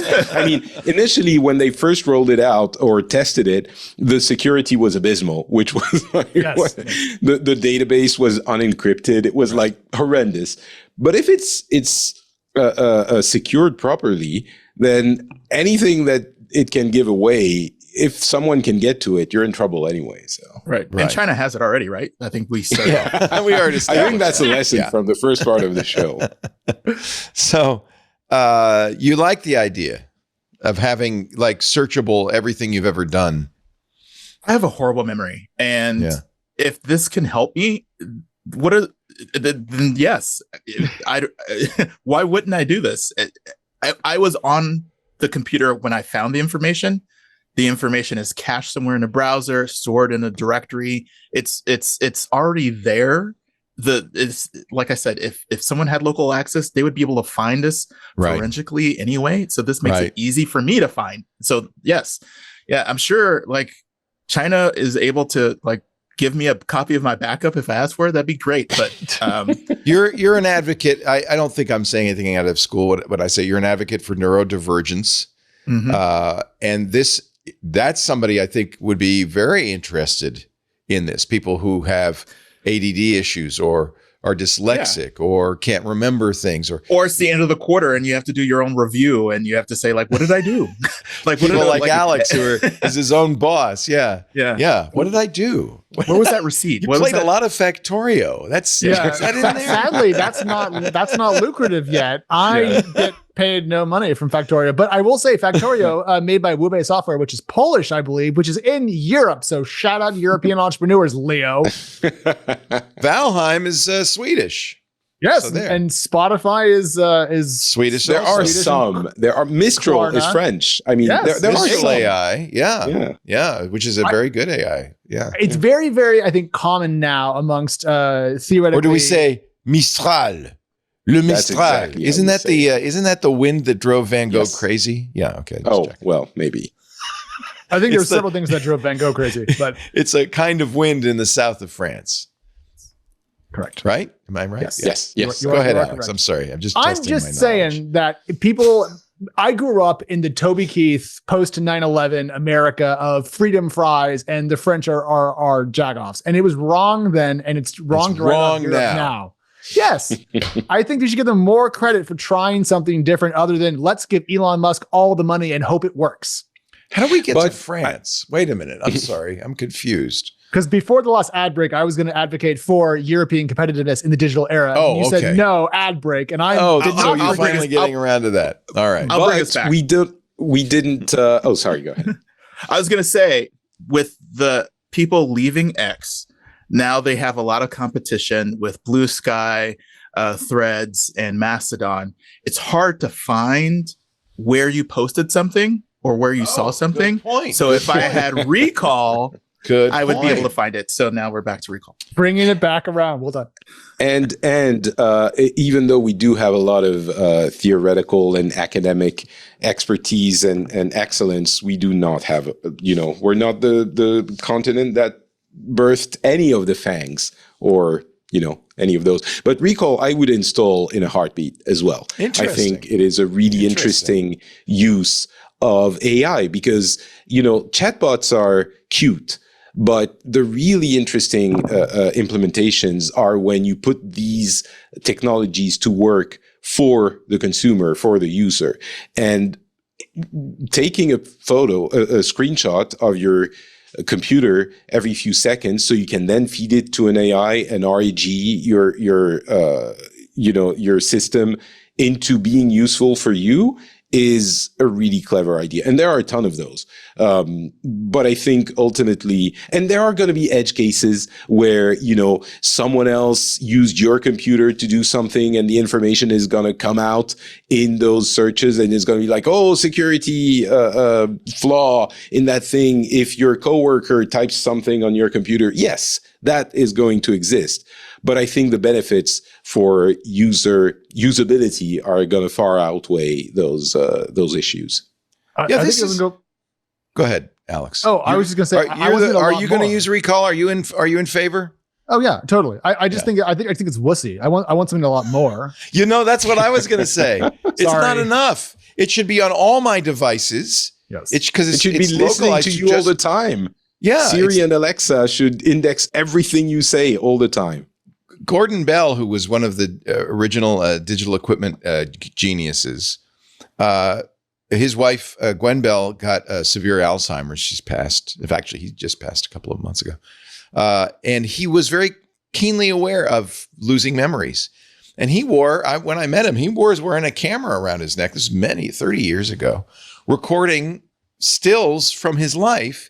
He had this whole concept of you want to record everything that happens to you. This was so far ahead of time. There was no way to analyze it, no way to get it. We didn't have AI like we have today. We didn't have as much storage and all of that. But now we can do that, and I want to do it. I think it's a great idea. I would record every moment because I know at some point I will lose my mind, and then I will be able to, relive those moments. I'll be able to ask questions of that data. What are my children's names again? Things like that. That would be very useful, especially if they're tied to some sort of that person. Yeah, DJ. Who's that DJ Vince guy? You're never gonna let me live that down, are you? No, but Leo, I think you're dead on. And the thing that I want more than anything else is a AI that's mine. Maybe this is just an instance of a model per se. Well, that's what's going to happen, isn't it? Yes, because it's going to be trained on your life. Yes, but I need it to be on my iOS device and my gaming PC and my iMac and this, whatever this is, MacBook Pro. And I'm just terrified that we're going to end up with OS segregated personal AI agents to more the point silos. In which, we don't want more which silos. Is terrible. So recall, yes. We just need one company to buy everything. Yeah. Oh, you know what we could call it? We could call it total recall. Yeah. Or either one company buys everything, or you force open the platforms and allow deeper access to the OSs, including iOS, so that competitors can offer services like these and have those services on every device. This circles around to the Google problem. This is how you solve it. You make everybody license their knowledge. But how do we solve the security problem? Well, China's already solved that. No, So China everyone has Chrome. everything. There's no security. That's it. We're done. That's why what's wrong with TikTok? So what if China knows where I am right now? A serious question or rhetorical question? I'm serious. Okay, so my take on TikTok is that we should not allow a different country to steer our less informed population. And I they're think doing it already on population. Facebook and X. What are you talking about? They're doing it. Russia has a propaganda channel that's on cable called RT. Yes. What are you talking about? Yes. And China for them, it's not what, Leo. Wow. The answer is not what are you talking about. The answer is you do something about those two. And RT has been banned. I don't know what's happened in the US, but it has been banned in Europe. Because it is a propaganda machine from a state that we are kind of actively at war with, and that is spewing disinformation. The case of X is kind of a little bit peculiar because it's been used in certain ways, but it is still controlled by an American citizen. Right. So that does change things. And I do understand. I don't think now TikTok is probably not going to be banned. But the concern that the algorithm is so powerful and could be altered or directed by a foreign entity, not even adversary. Like you've said on this show multiple times, traditional media does have rules for those specific cases. Foreign citizens cannot own some of the traditional media. Why? Because the power of information is great and you don't want that influence to be possible. I don't understand why people say, oh, but for TikTok it's different. I think the same argument can be made and it's valid. I agree with that. And I think the point that we're making about RT on another platform. So for example, RT on YouTube. I think that's very different because one is the application layer of digital media and one is the root layer. So the algorithm is what I think steers the whole ship, and having the rudder of what most people think, because everyone uses TikTok except for me, apparently, in the hands of a company that is co-owned literally by the Chinese Communist Party is a mistake.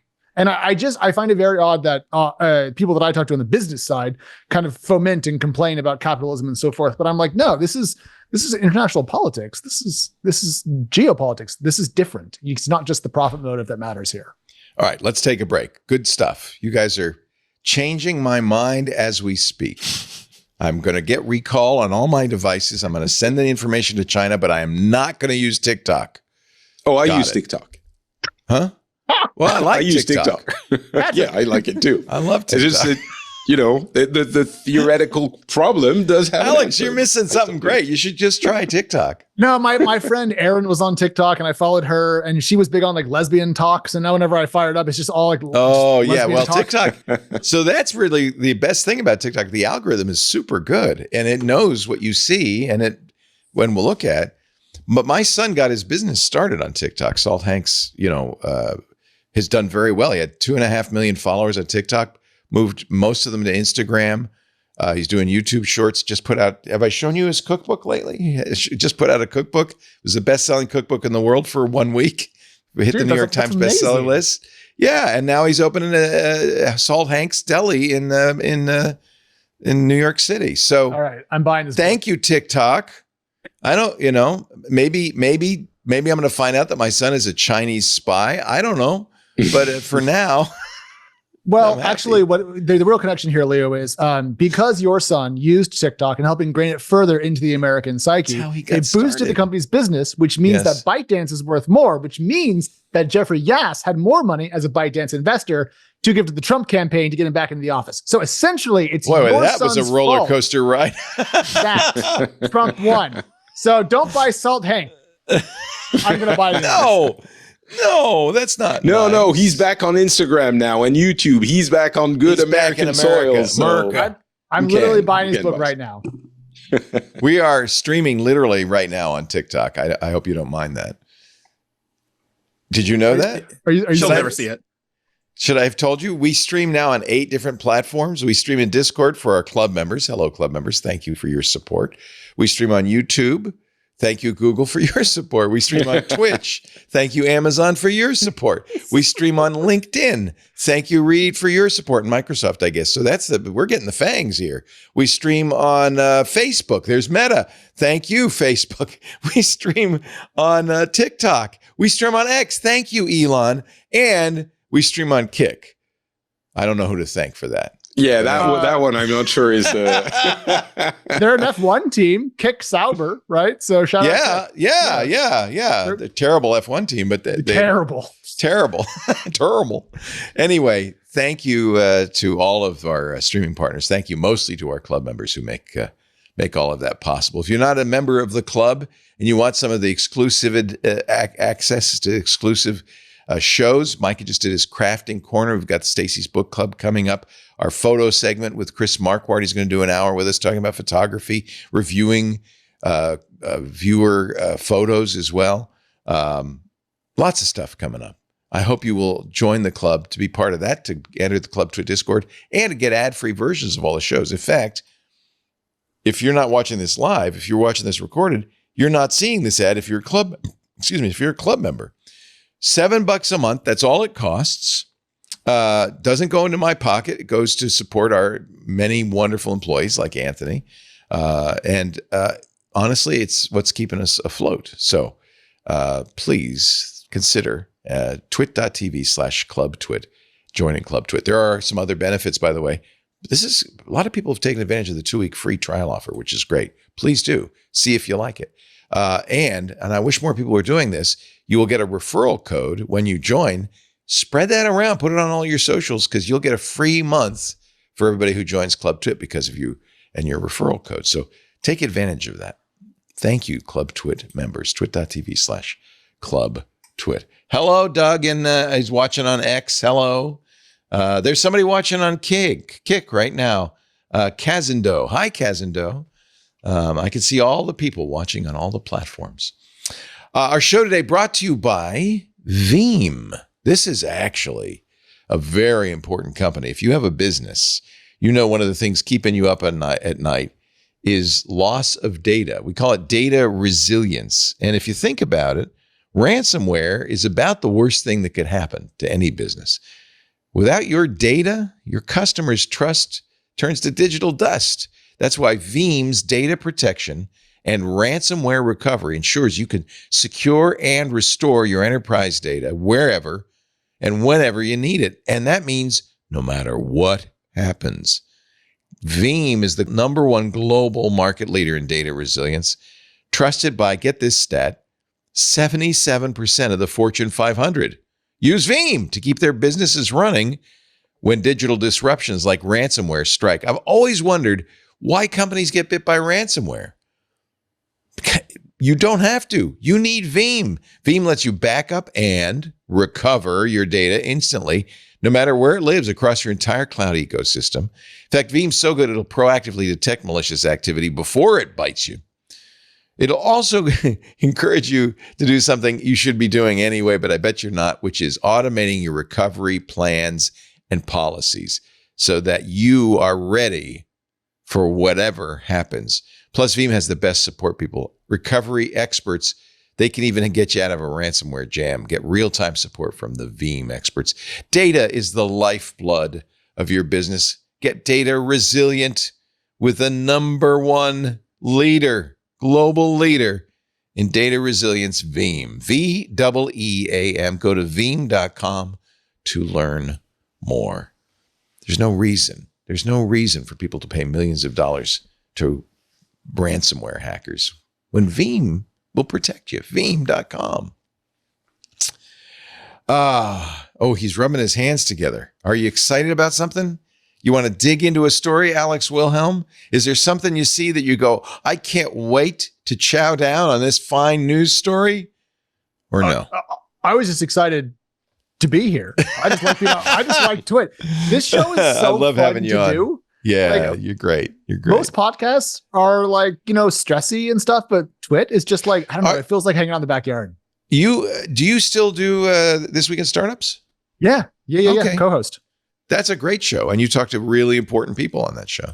Yeah, it's been interesting to be Jason's co-host as American politics has changed. I wonder, does he disappear a lot? No, I mean, he's I have only so much visibility into his schedule and so forth because we just kind of do the show together. Right. But I've never had a coworker who had friends who were in so the White House involved with the running of the country. No kidding. Well, he does the All In podcast with David Sachs, whom I do not approve of. Well, Jason's politics, I suspect, have swung a little bit. And of course, he's best buddy to the president's-elect's best buddy, right? Yeah. And Elon Musk. Jason, to his credit, while his other all-in co-hosts all kind of veered into the Trump camp, stayed independent in the middle. Oh, good. Okay. Yeah, so I would give him actual real points for pushing off pressure from his friends, I would think, for staying independent. I imagine, yeah. Politics and technology do seem to be right now inextricably linked. Which is unfortunate because I honestly don't want to talk about politics at all anymore. I feel like that show is over, but maybe not because you're right. I mean, half the things we talked about here have a political element to them. Well, the FCC is political. The hacks are political. Everything is in politics because it's policy that got us here. I read Brendan Carr's chapter in the 2025 project, 2025 document. And actually, I had to agree with like a lot of the things he said, which really frosted me. I didn't want to agree, but let me give you some of the things that Brendan Carr, who will be the chairman of the FCC, he's been a commissioner for a long time. He is one of a number of Project 2025 contributors joining the Trump administration.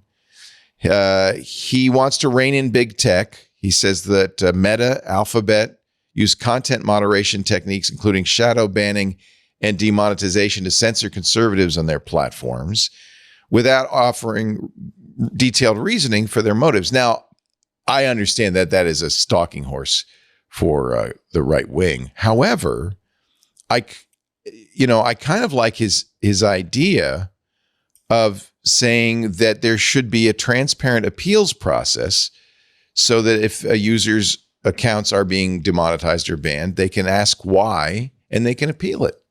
I think that's not a bad idea. You agree? Depends on the level of information of the party. Like, for instance, if they're harassing someone, so that showing that this person reported you could cause that other person that's to potentially be problematic, more in danger. That's a good point. Yeah. There should be some level of transparency, some level of appeal.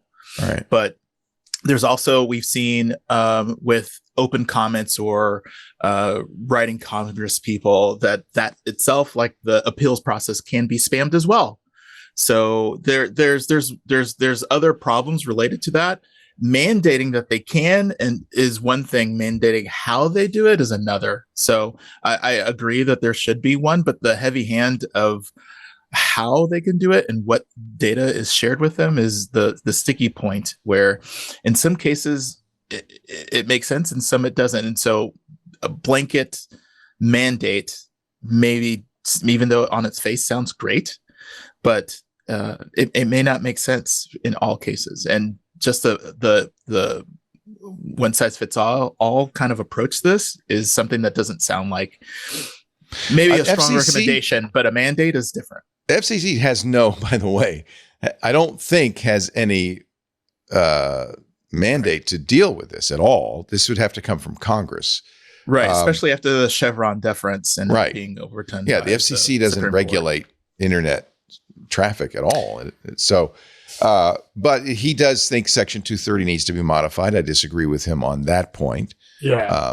I think that's the issue, even with what he's saying, what you were mentioning earlier about the information for people who are, banned or moderated, which taken in isolation, I believe is a good, seems like a good in policy. It's good intent. Like you should have more transparency on why. Like we've all had some experience with a platform that has imposed a penalty on us and we're like, why? Right. What happened? How do I get in touch with a real human about something like that? So in isolation, that's good. The problem is this declaration of intent from him is aligned with a desire from the right to essentially be allowed to not be moderated, which is related to the Section 230 thing, which I think is a problem. The reason, and we've seen, academic studies on this multiple times, the reason the right is more moderated than the left is that they say things that are more subject to moderation than the left and I'm not going to go into specifics because the people who are for it understand it. The people who are against this or on the right don't want to hear it. But the reality of it is that the right is now on a warpath to say, you are not allowed to moderate anything we say. You're not allowed to label disinformation or misinformation. And I think that's detrimental to the democratic process, which requires the citizens to be well informed. And I think that's a big problem. And think about it, Leo. You run your own Mastodon server. You don't allow everyone to join. No, I kick people off. What if every person that you don't allow or get cooked off? What if they wanted to do an appeal process? Right. What if it's like I'd shut down the server. Exactly. Right. So it's prohibitive for you. So that's why the one size fits all for everyone doesn't necessarily work and could be detrimental to you even being able to continue. I wonder how Elon would feel about this because it cuts both ways. Elon may not want to reveal why he's shadow banned quite a few people actually on X. So It cuts both ways. All right, let's throw that one out. How about this one? Carr takes a hard line against Chinese tech companies. He says, as we know, they're affiliated with the CCP. They're a threat to national security, supports banning TikTok because it provides Beijing with an opportunity to run a foreign influence campaign in the U.S. He supports, as we mentioned earlier, increased federal funding to a rip and replace program for network infrastructure containing insecure Chinese technologies. And he's in favor of closing loopholes and further regulating Chinese tech firms to prevent them from accessing American markets. Yep. I know the administration's been yelling for more regulation, right? That's been... Isn't that ironic? It used to be Reagan's Republicans wanted government out of everything. And this is quite the opposite. Chinese technology is not specific enough. Good point. And iPhone is Chinese technology, isn't it? You also have to define Taiwan as China and think about the implications there. Right. So if that means that it would have to be funded, right? You would have to pay for all of this. And are we sending money to private companies to buy chips here that don't exist to replace these chips that they want to replace? There's no step two that makes sense. Right. You get rid of this, you stop it, then what? All right. Well, what about this one? Okay, you're right. I don't like this guy anymore. He says he wants a series of moves to allow the private sector to develop network infrastructure.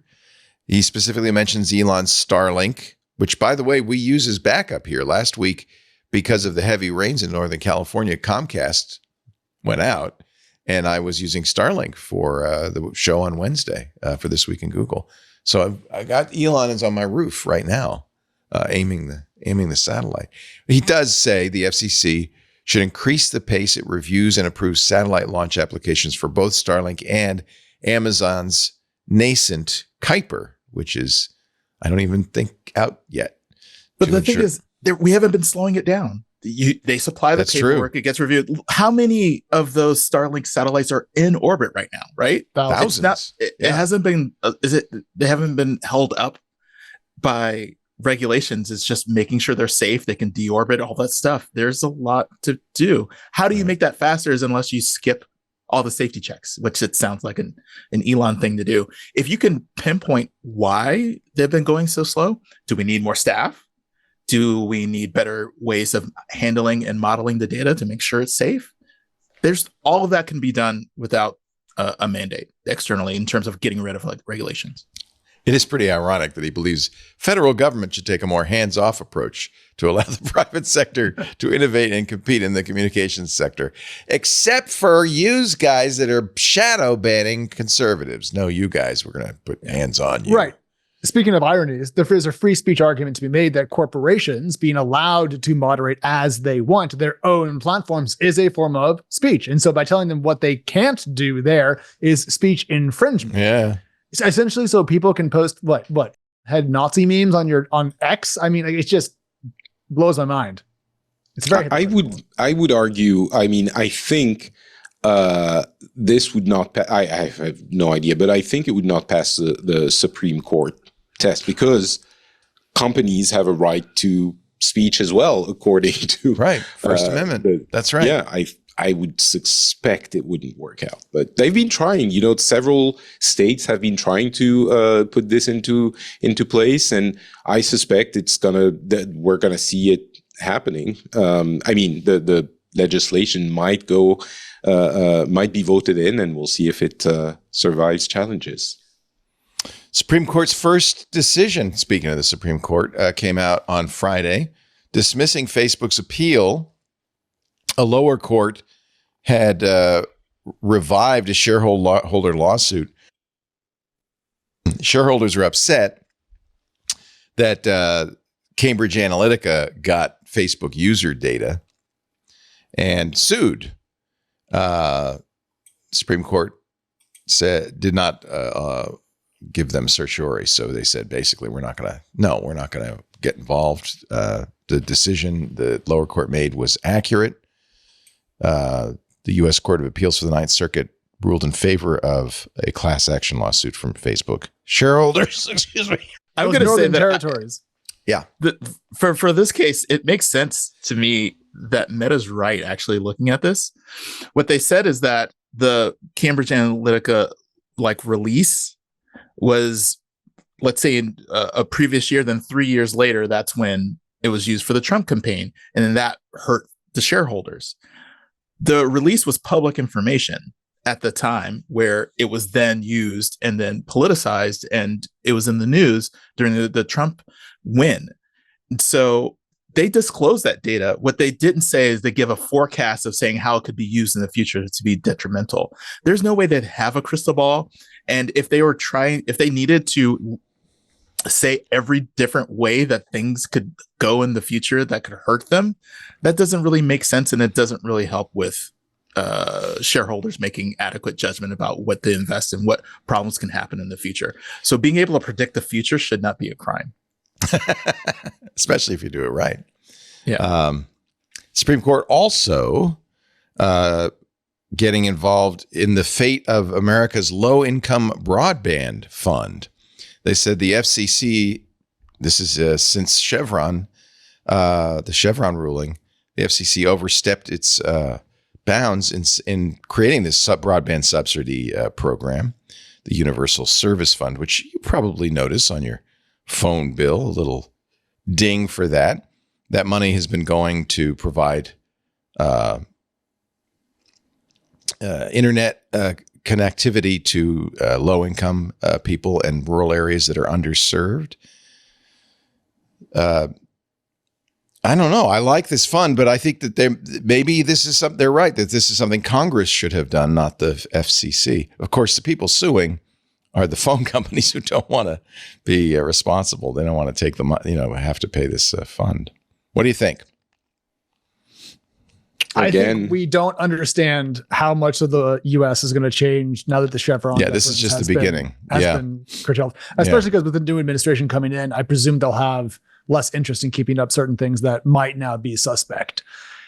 I just think it's pretty sad that as a nation, we pay a tiny tax to help other people access the internet. And the moment we can tear that down, it appears that we're going to. Sometimes I bemoan the fact that we don't seem to have a lot of collective will to help one another. Even though, much like Patrick, I am a capitalist. I don't know why capitalism can't have a heart. This has been going on for decades, this Universal Service Fund. I could talk about healthcare. I won't. But it's not even about having a heart. I think obviously that's part of the question, but it's about infrastructure. You need decent infrastructure in your country, in the entire country, in order for it to run properly, or you actually disenfranchise parts of it. And there have been infrastructure programs in the US that were, ambitious. And they weren't incompatible with the spirit of enterprise and capitalism. This is, I wouldn't go so far as to say perversion, but a new idea that you can't do anything that is in the realm of gathering resources from everyone to do something that individual actors can't do on their own. I don't know if in this case, maybe it wasn't the FCC's role and maybe it should have been Congress but it seems to be a general trend that, that goes in that direction. And I think it's not just detrimental, you could argue about the morals of it, but I think infrastructure in a country is important. You could talk about transport, you could talk about electricity. The internet is part of that. And you need good internet for the economy. It's not just about, Google doing this and Apple doing that and Silicon Valley doing startups. It's about you being able to get Netflix in your backwater, part of your county in that state. It's about your business being able to charge with this new tool from whatever company does with the cash register connected to the internet. It's about important stuff. Yeah.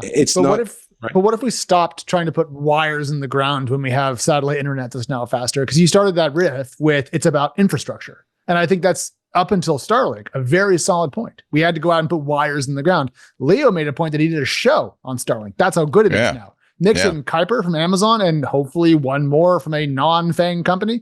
That would be lovely. But to me, if we could just take this money and just buy everyone Starlink terminals and just turn them on, yes, that would funnel money to someone that I think we all have interesting views on, but it'd probably be faster, Patrick. So why not just do that? Because there's not enough competition there yet. Again, capitalism, free market, you can't put all of this power into the hand of one entity. And it doesn't matter if it's, Elon Musk or anyone else. And I think there is nothing as reliable as fiber in the ground. And you need that in order for the country. Pretty soon, we're not going to have phone lines. We're not going to have TV signal. It's all over the top. It's all over the internet. Yeah. Yeah. I should point out that the Supreme Court has not ruled. This is just they're giving cert to a pair of cases so that they can rule. They may very well say, no, this is good. The Universal Service Fund's a good thing.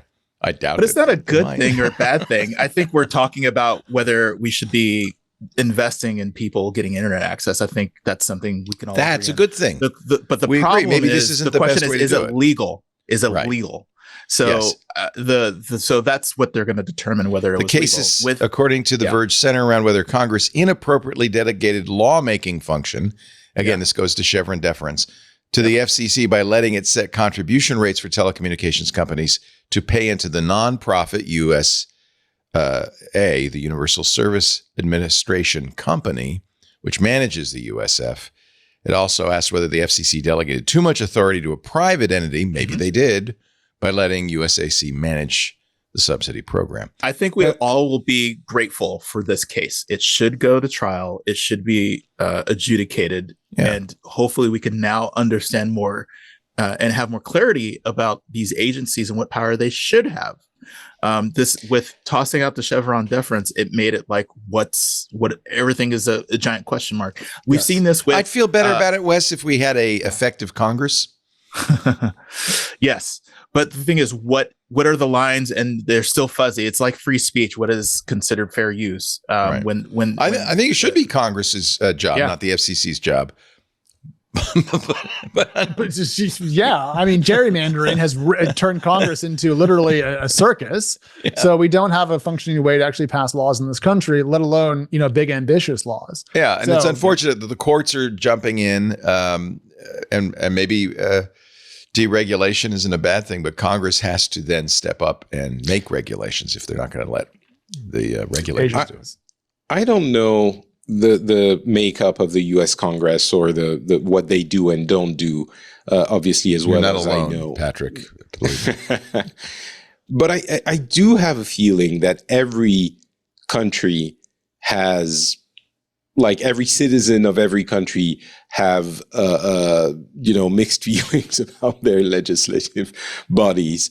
And I wonder how much of it is, again, kind of a little bit self-fulfilling. Like, surely there are people in Congress who are wanting to do the right thing. Yeah. And it's not helping that everyone, including the people who are progressive, are like, oh, but no, Congress can't do anything. It's like, again, this, somebody should do something, but then you refuse that somebody is doing something. I don't know. That's outside the I agree. I agree. I don't know what the answer, though, is. I mean, well, this is why democracy. I'm just stating a fact that we have an ineffective Congress. They passed fewer laws last session than I think ever in history. Let's fix it. We just had an election. I don't think it fixed it. Yeah. This is the China hack all over again. Yeah, right. Unless something bad breaks, then it will not galvanize people to say we need to fix it, and that includes democracy itself. And so if you remove these regulations because regulation equal bad, and then we have all this, and people are like, why are things so bad? Oh, remember the regulation, and then it will come back. And so it's cyclical. We're going to go through this phase where we go to things that are broken, things. Maybe the EPA shouldn't regulate water safety, but somebody better. Yeah, exactly. Well, I'm sure there'll be a new oil lobbyist in charge of that. But this is just this is the Battlestar Galactica quote. This is all this has happened before will happen again, right? Right. Okay, so science fiction is predictive of our future. I worry though, Wes, in this new cycle of deregulation leading to chaos, leading to more regulation. I worry about the people who are going to die, because the way that I always like to think about regulations is that they're written in blood, especially in industrial terms. So it's going to be really hard on the people actually with a wrench in their hands. Well said. Well said. Yeah, let's take a break. That's the consequences. Elections have consequences. Elections have consequences. That's exactly right. Let's take a break. We will have more with our wonderful panel. Wesley Faulkner is here. Wesley, what's the plug? Go to wesley83.com and look at all the things he's up to. Yeah. Is that my plug is to say hi to Darren Cohen. I said I would give him a shout out on Blue Sky. He said that he watches the show, and so I want to say, nice. Hi, Darren. Yeah. So are you all over Blue Sky these days? Is that like your new Twitter? I hop around. I'm a little social slutty right now. Yeah. Yes. Same. Socially slutty. You're on Mastodon, Threads, Blue Sky. You got all of this is at your Wesley83.com. Yep. Link. GitHub. If you want to GitHub. Get me up there. I got a GitHub. My thing lately is I moved my blog to micro.blog, and it's the whole idea is posse. Post once and then syndicate everywhere. So posts there go to Mastodon and Threads and Blue Sky, not to Twitter because their API isn't open. But I like that idea. That way, I'm everywhere, and conversations on all those platforms get looped back into the blog. And I think that's the right way to do it. But that's just me. Yeah, I just don't want to pay the money. I guess I'm cheap. The monthly fee is prohibitive for me to like, will I do this often enough to make it make sense? Right, exactly. No. So I it's a great service. I've looked into it. $5 a month, Wesley. I'm unemployed right now. Okay. Oh, okay. I'm sorry. We'll send you some money. We'll get you set up on Microblog. Yeah, that's what I should be plugging is my your GoFundMe. Link. Get him on Microblog. You are looking for work? Yeah, always. So jobs. This guy, if you don't hire him, this is one of the greatest guys out there. It's a mistake. It's just he's awesome. Wesley Faulkner, Wesley83.com. Hire him. Our show today, I'll give you a plug in a bit, Patrick. I'm working my way through. My shows are in French. I don't think, You don't do the English one anymore?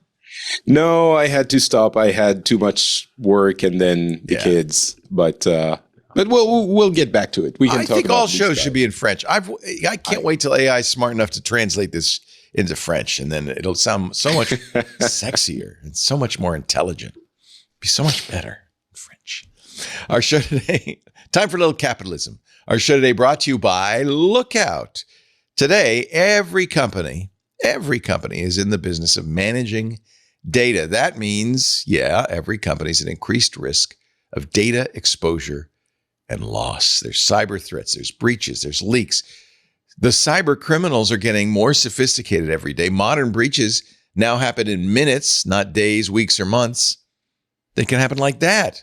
And at a time when the majority of sensitive corporate data, your sensitive corporate data, has moved to the cloud, the traditional boundaries no longer exist. Not everything is safe on a hard drive in your offices. The strategies for securing that data, which is all over, have fundamentally changed.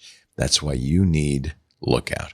From the first phishing text to the final data grab, Lookout stops modern breaches as swiftly as they unfold, whether on a device, in the cloud, across networks, working remotely at the local coffee shop. Lookout gives you clear visibility into all your data at rest and in motion. You'll monitor, assess, and protect without sacrificing productivity for security. And the IT department will love it too, because with a single unified cloud platform, Lookout simplifies and strengthens, reimagining security for the world that will be today.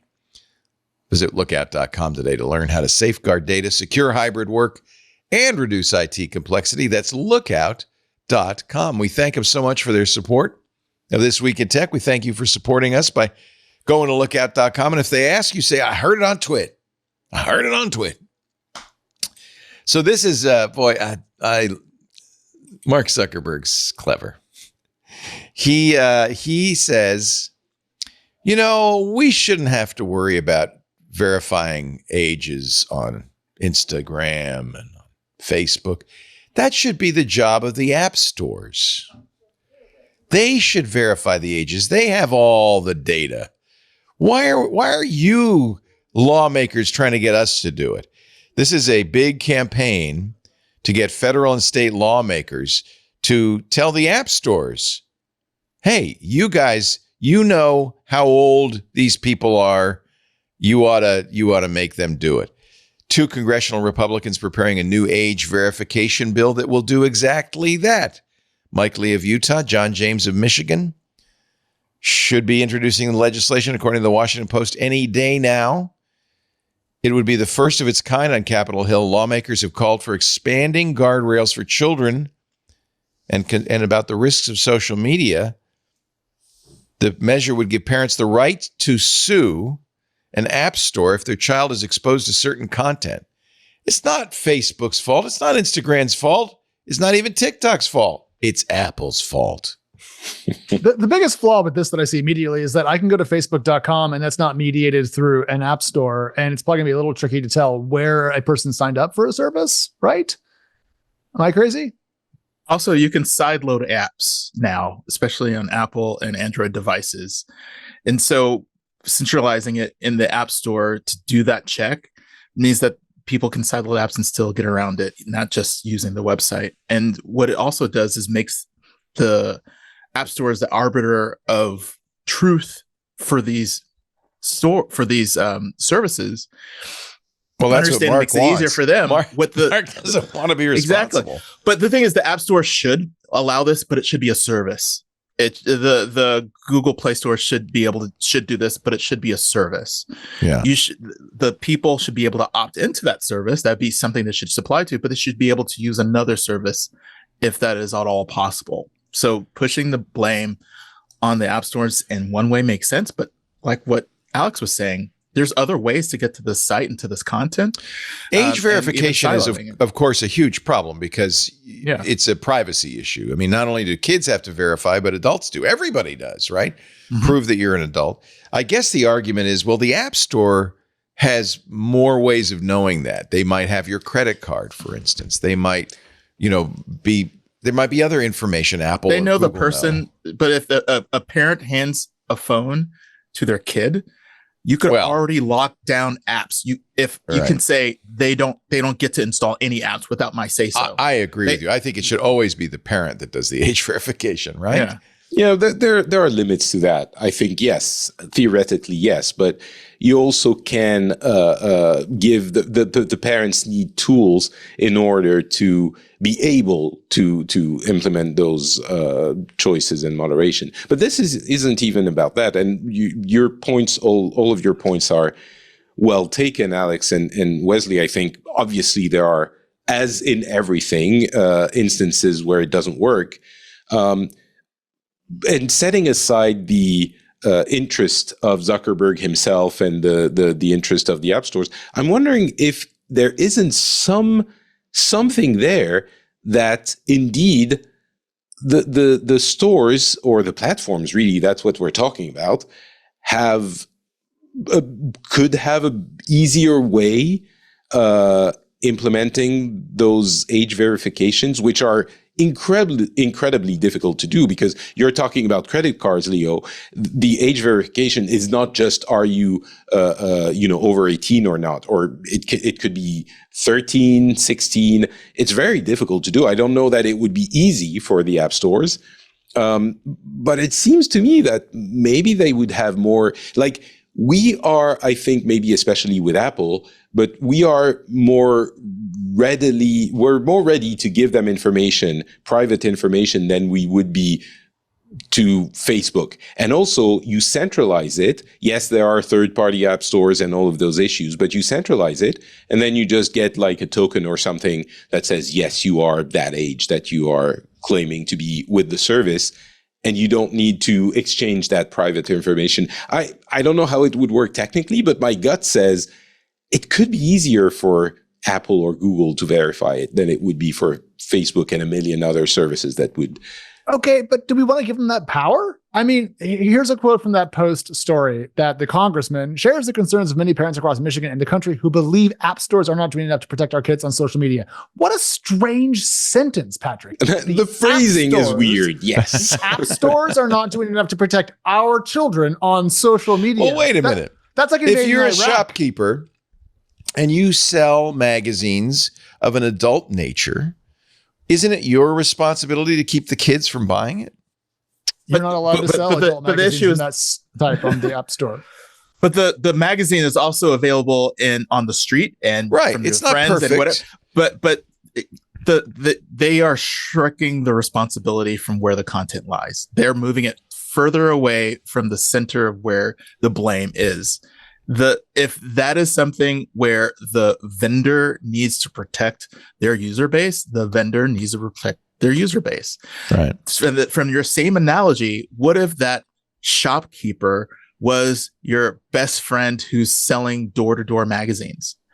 They could do it if they're a small vendor going to door-to-door and say, hey, I'm just selling magazines. They're not the big store. So just because they're a smaller operation, do they still not have the same burden to make sure that that's protected? If you centralize where the responsibility lies to only these two app stores and the content is in other ways of getting it. How would Playboy know if somebody under the age of 21 or 18 Yeah, is buying the Playboy? Only the shopkeeper would know that, or there's a practical if there's only two issue there. shopkeepers, but they're not.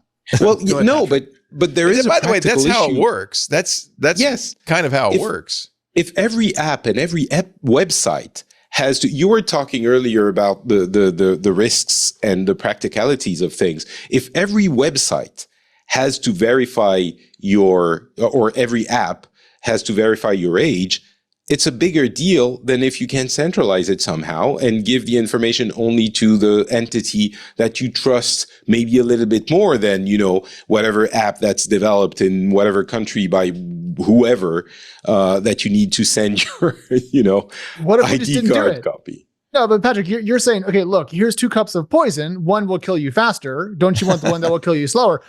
Yes, obviously, yes. Actually, I want the I one do. that will kill you slower. But there's a Is it more third cup. painful though? That's the question.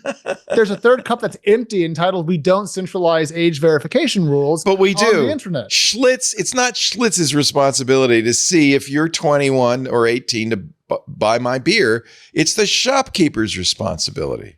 But on Schlitz.com, I just have to scroll a little wheel and say, "Yes, I'm 21." Yes, You can't but buy beer there. I think that's the other part of that conversation, and maybe it's different in Europe and in the US, but the other part of that conversation is that we're starting to realize we need, and I hate to say it like this, but we need to give parents I'll say it like that. We need to give parents the tools to help the children, to help them moderate what the children can see. But isn't it ultimately your job, Patrick, as a father, to say to your child, you're not old enough to install Instagram. I'm not going to let you have Instagram yet. I mean, better than anybody. It's not about age, by the way. Some 13-year-olds would be old enough. Some wouldn't. It's really about the maturity of the child. And only the parent knows that. I think the parent really is the ultimate gatekeeper and should be. Yes. And I agree with you. Tools, whatever tools you need, if you need a tool to tell how old your kid is, okay, but whatever tools you need. But really, the tool is the phones should have parental controls, which they do, right? And the parent has the ultimate responsibility of deciding whether even to give the kid a phone or not.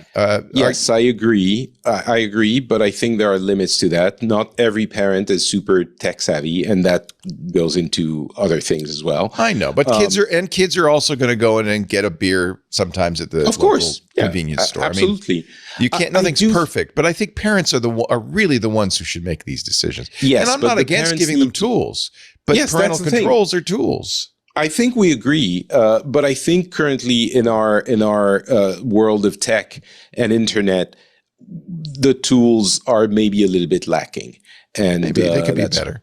What do you think, Wesley? Because you've got a 12-year-old, so you're right in the middle of this right now.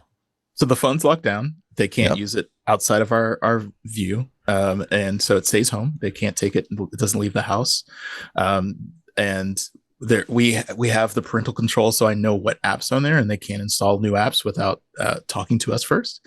They have no social media access. And what is their reaction to, especially the 12-year-old? They don't know what they're missing because they never don't have to know. experience it. So They're I'm fine. not taking anything away from them. It's normal. This is your job. In the first place. You also don't, let them have a beer. I mean, it's your job. There's a big root beer is great.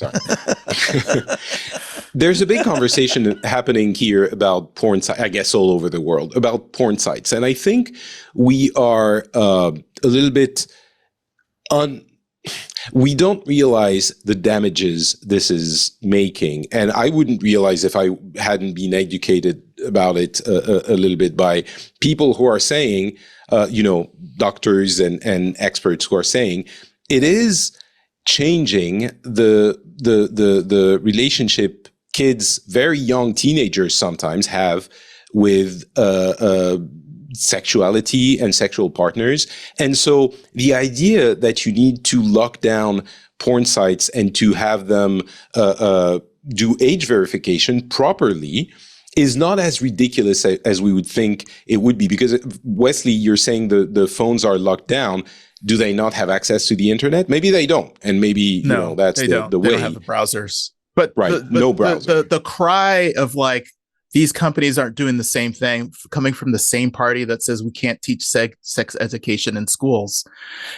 You can't shrug your responsibility. You can't just say on one hand, they can't be exposed, but on the other hand, we can't give them the tools so that they can even understand what can and cannot be done. Absolutely. Removing something and just saying, let's just act like it doesn't exist is not a solution. I think no one would argue. Well, no one on this panel would argue with that. That's obviously something you have to do.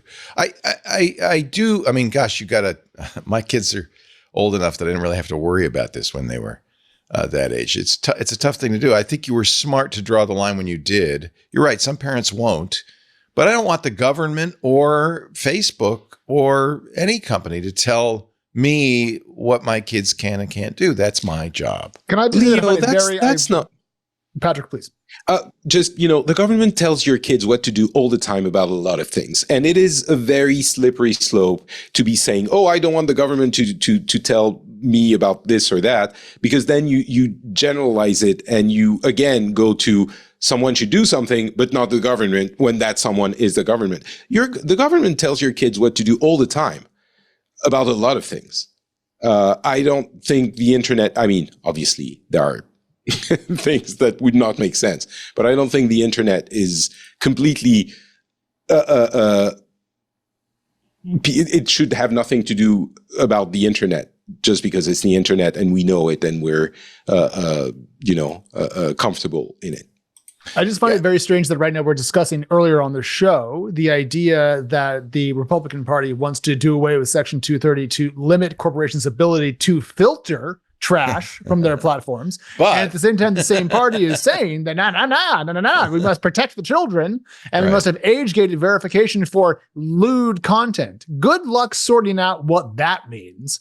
So my thought here is that I think that having this land on the government side, Patrick, in an American context means handing over control of what we can say and see and hear and read to people who are very socially conservative to the point in which we're going to end up with the Amish internet. And I say with a lot of love to people who are less technology savvy, but the point is it's just maddening. It drives me nuts how they talk out of both sides of their mouth.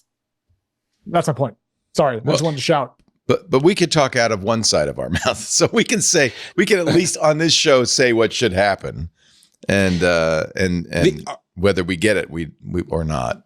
I think the government says things like you have to wear seatbelts, you have to wear a helmet if you're under 18, things like that.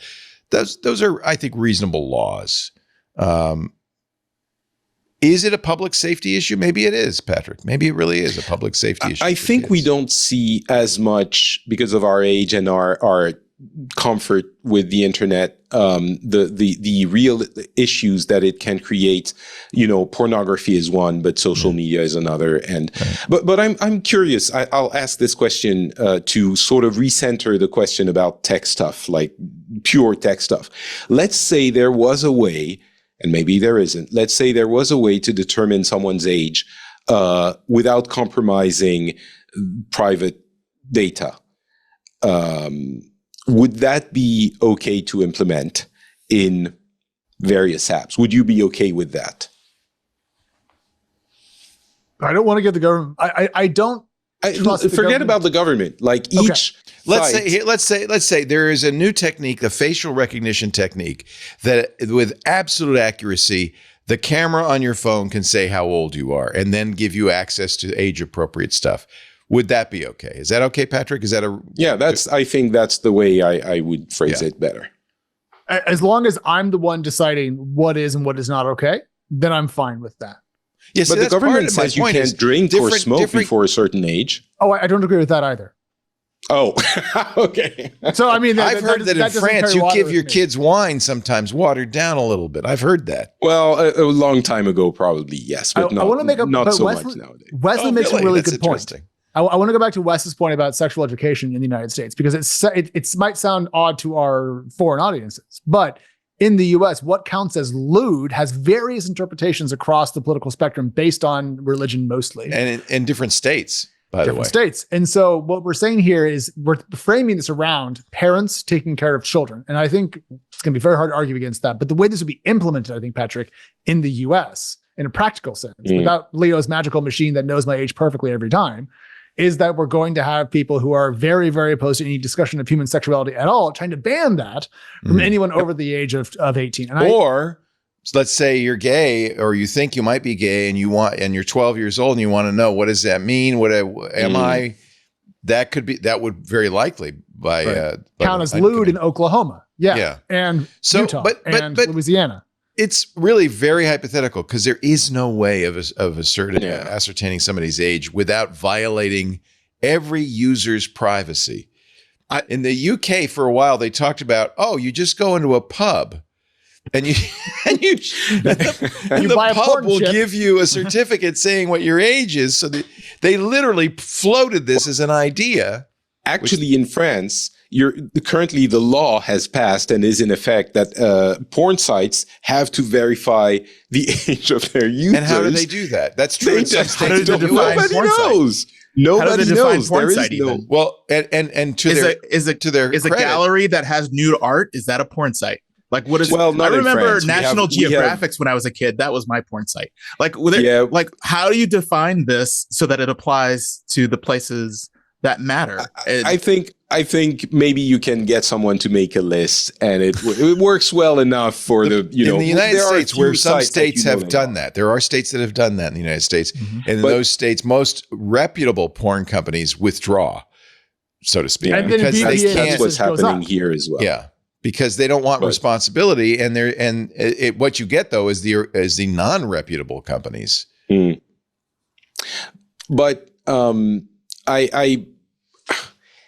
it's complicated. But I see where you're coming from, and I understand that concern. It's intractable. It's really difficult. It's really difficult. And no matter what you do, there are going to be like negatives to it, which are serious and concerning.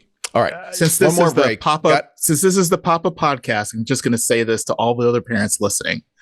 One bit of advice that I got was that the world is a very large place. Yes. And your job is not to keep the world out, because that's an impossible task. Your job is to give your kids the tool to take on all the things that they're going to experience, because you don't have control about what they'll eventually run into. That's right. So giving them the tools mentally and emotionally, and understanding how they can navigate the world that is not under your control, that is your primary role. Because if your role or your thinking is that I'm just going to keep the world out, that's not going to happen. Bingo. Well said. Well said, Wesley. Yes, but. And I'll say. Don't call me but. No, I think that's absolutely true. It's true, that's but how I raised my kids. I was a very laissez-faire parent. I let them play video games as long as they wanted and whatever. But I did what you said, which is I tried to instill in them. And it's not, as a parent, you really are a role model. Try to instill in them the values and the judgment to navigate the world that I knew that I couldn't control, even when they were young. After about 10, the peer group becomes much more important than the parenting group. So you want to make sure they're prepared for that. I agree with you, Wesley. I think that's true. You don't like this, laws, Patrick. though, guys. It's not like you're making it seem a little. The subtext is so laws don't matter, and I know that's not what you mean, Wesley. Obviously, no. But there are still laws and still things that collect the laws. It's a bad word, I think, in the U.S. It's things that we collectively decide. Okay, this we should agree, all of us. Kids shouldn't do, and so we'll do what we can to make sure they don't do it, right? And we're okay with it in the physical world, and it seems that when we're talking about it in the digital world, all of a sudden it becomes, but they want to do this because of that, and they want to, which is not wrong, I understand, but it doesn't mean that there shouldn't be any rule for anything ever, because there are issues that are real in the on the internet as well. All right. Agreed. We're going to move on. Stand by. Last segment coming up.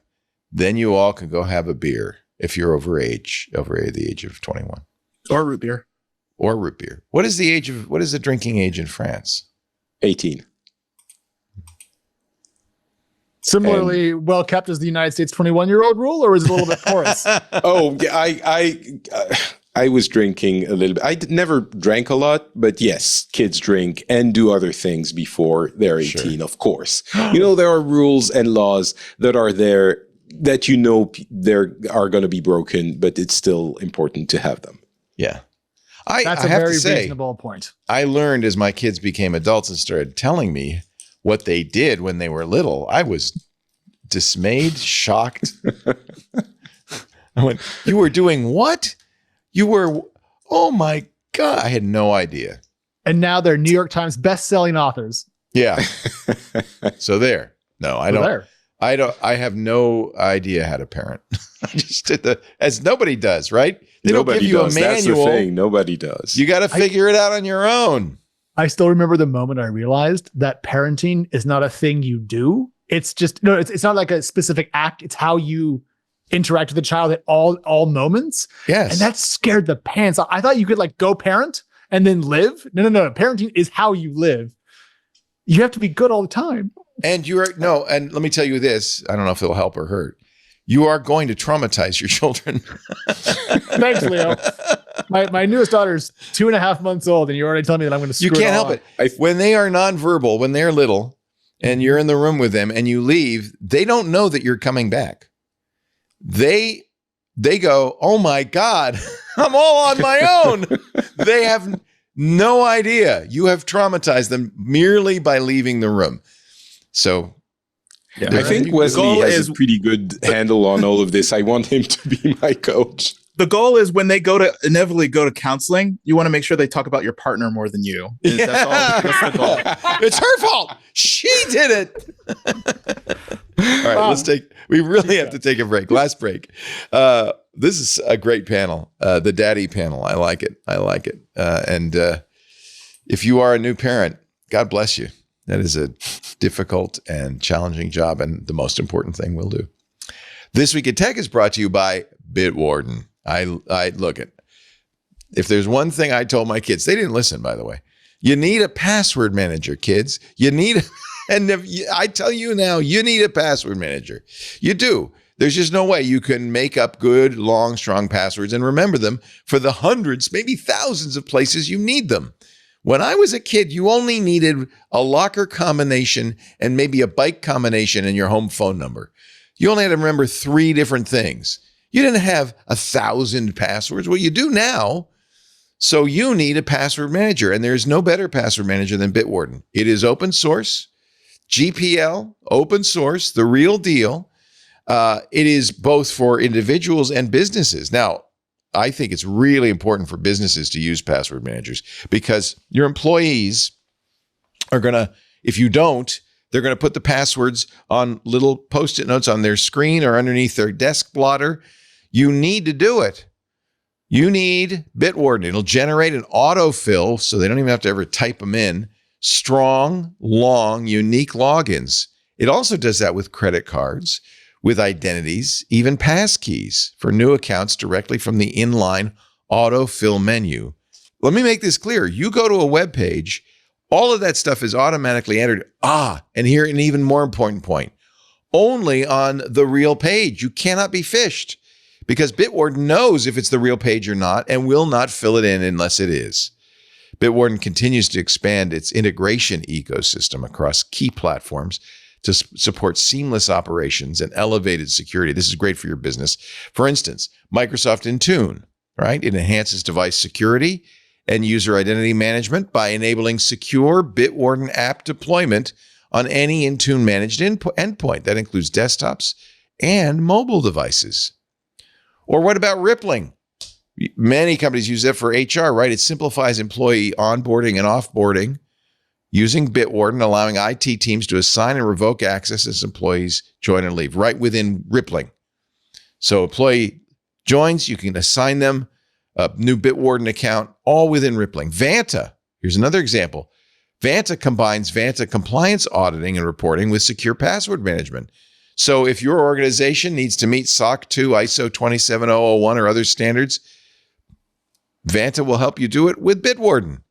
Rapid7 ensures improved threat detection and response by correlating credential usage with security events strengthening proactive monitoring and intelligence for enterprise security teams. Whenever I say open source, people say, well, open source, it's not for business. Oh, it is. And it integrates with the tools you use to improve your security. It increases the flexibility to centralize security management across existing technology stacks and on all your employee devices to maintain control over sensitive information. Bitwarden users can even seamlessly connect tools for IT management, compliance, and security to improve and standardize the deployment of enterprise credential management throughout your entire organization. Your business deserves a cost-effective solution that can dramatically increase your chances of staying safe online, so you should switch to Bitwarden today. It only takes a few minutes to switch. Whether as a business or as an individual, they support importing from most existing password management solutions.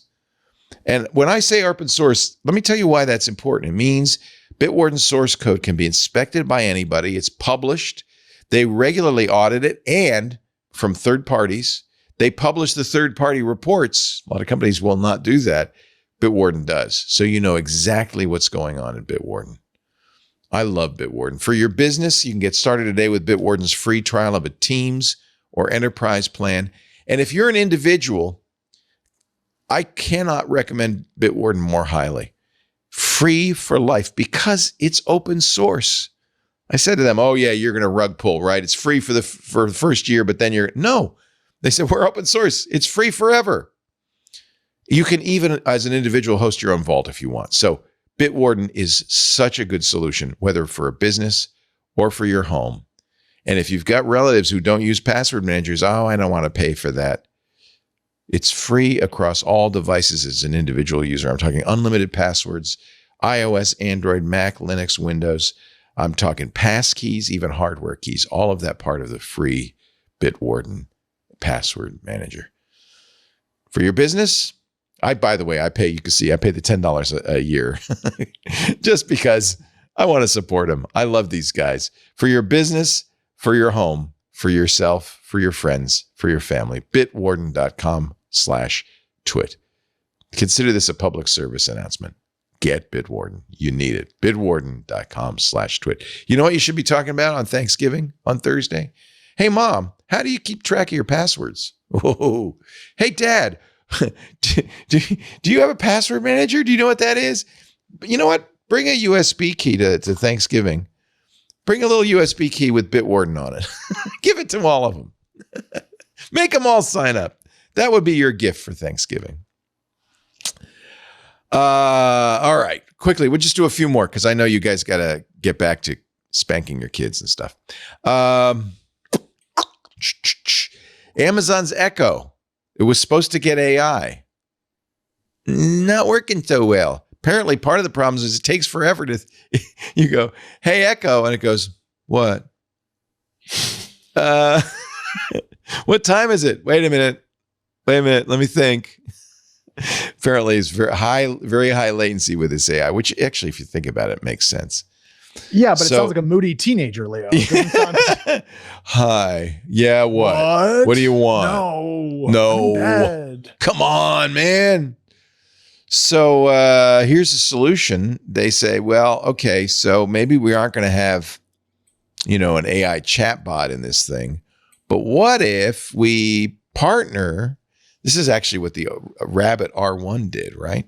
We partner with Uber and Ticketmaster and Instacart. And so it's not a skill. Remember, they used to have skills in Amazon's Echo. It's built in.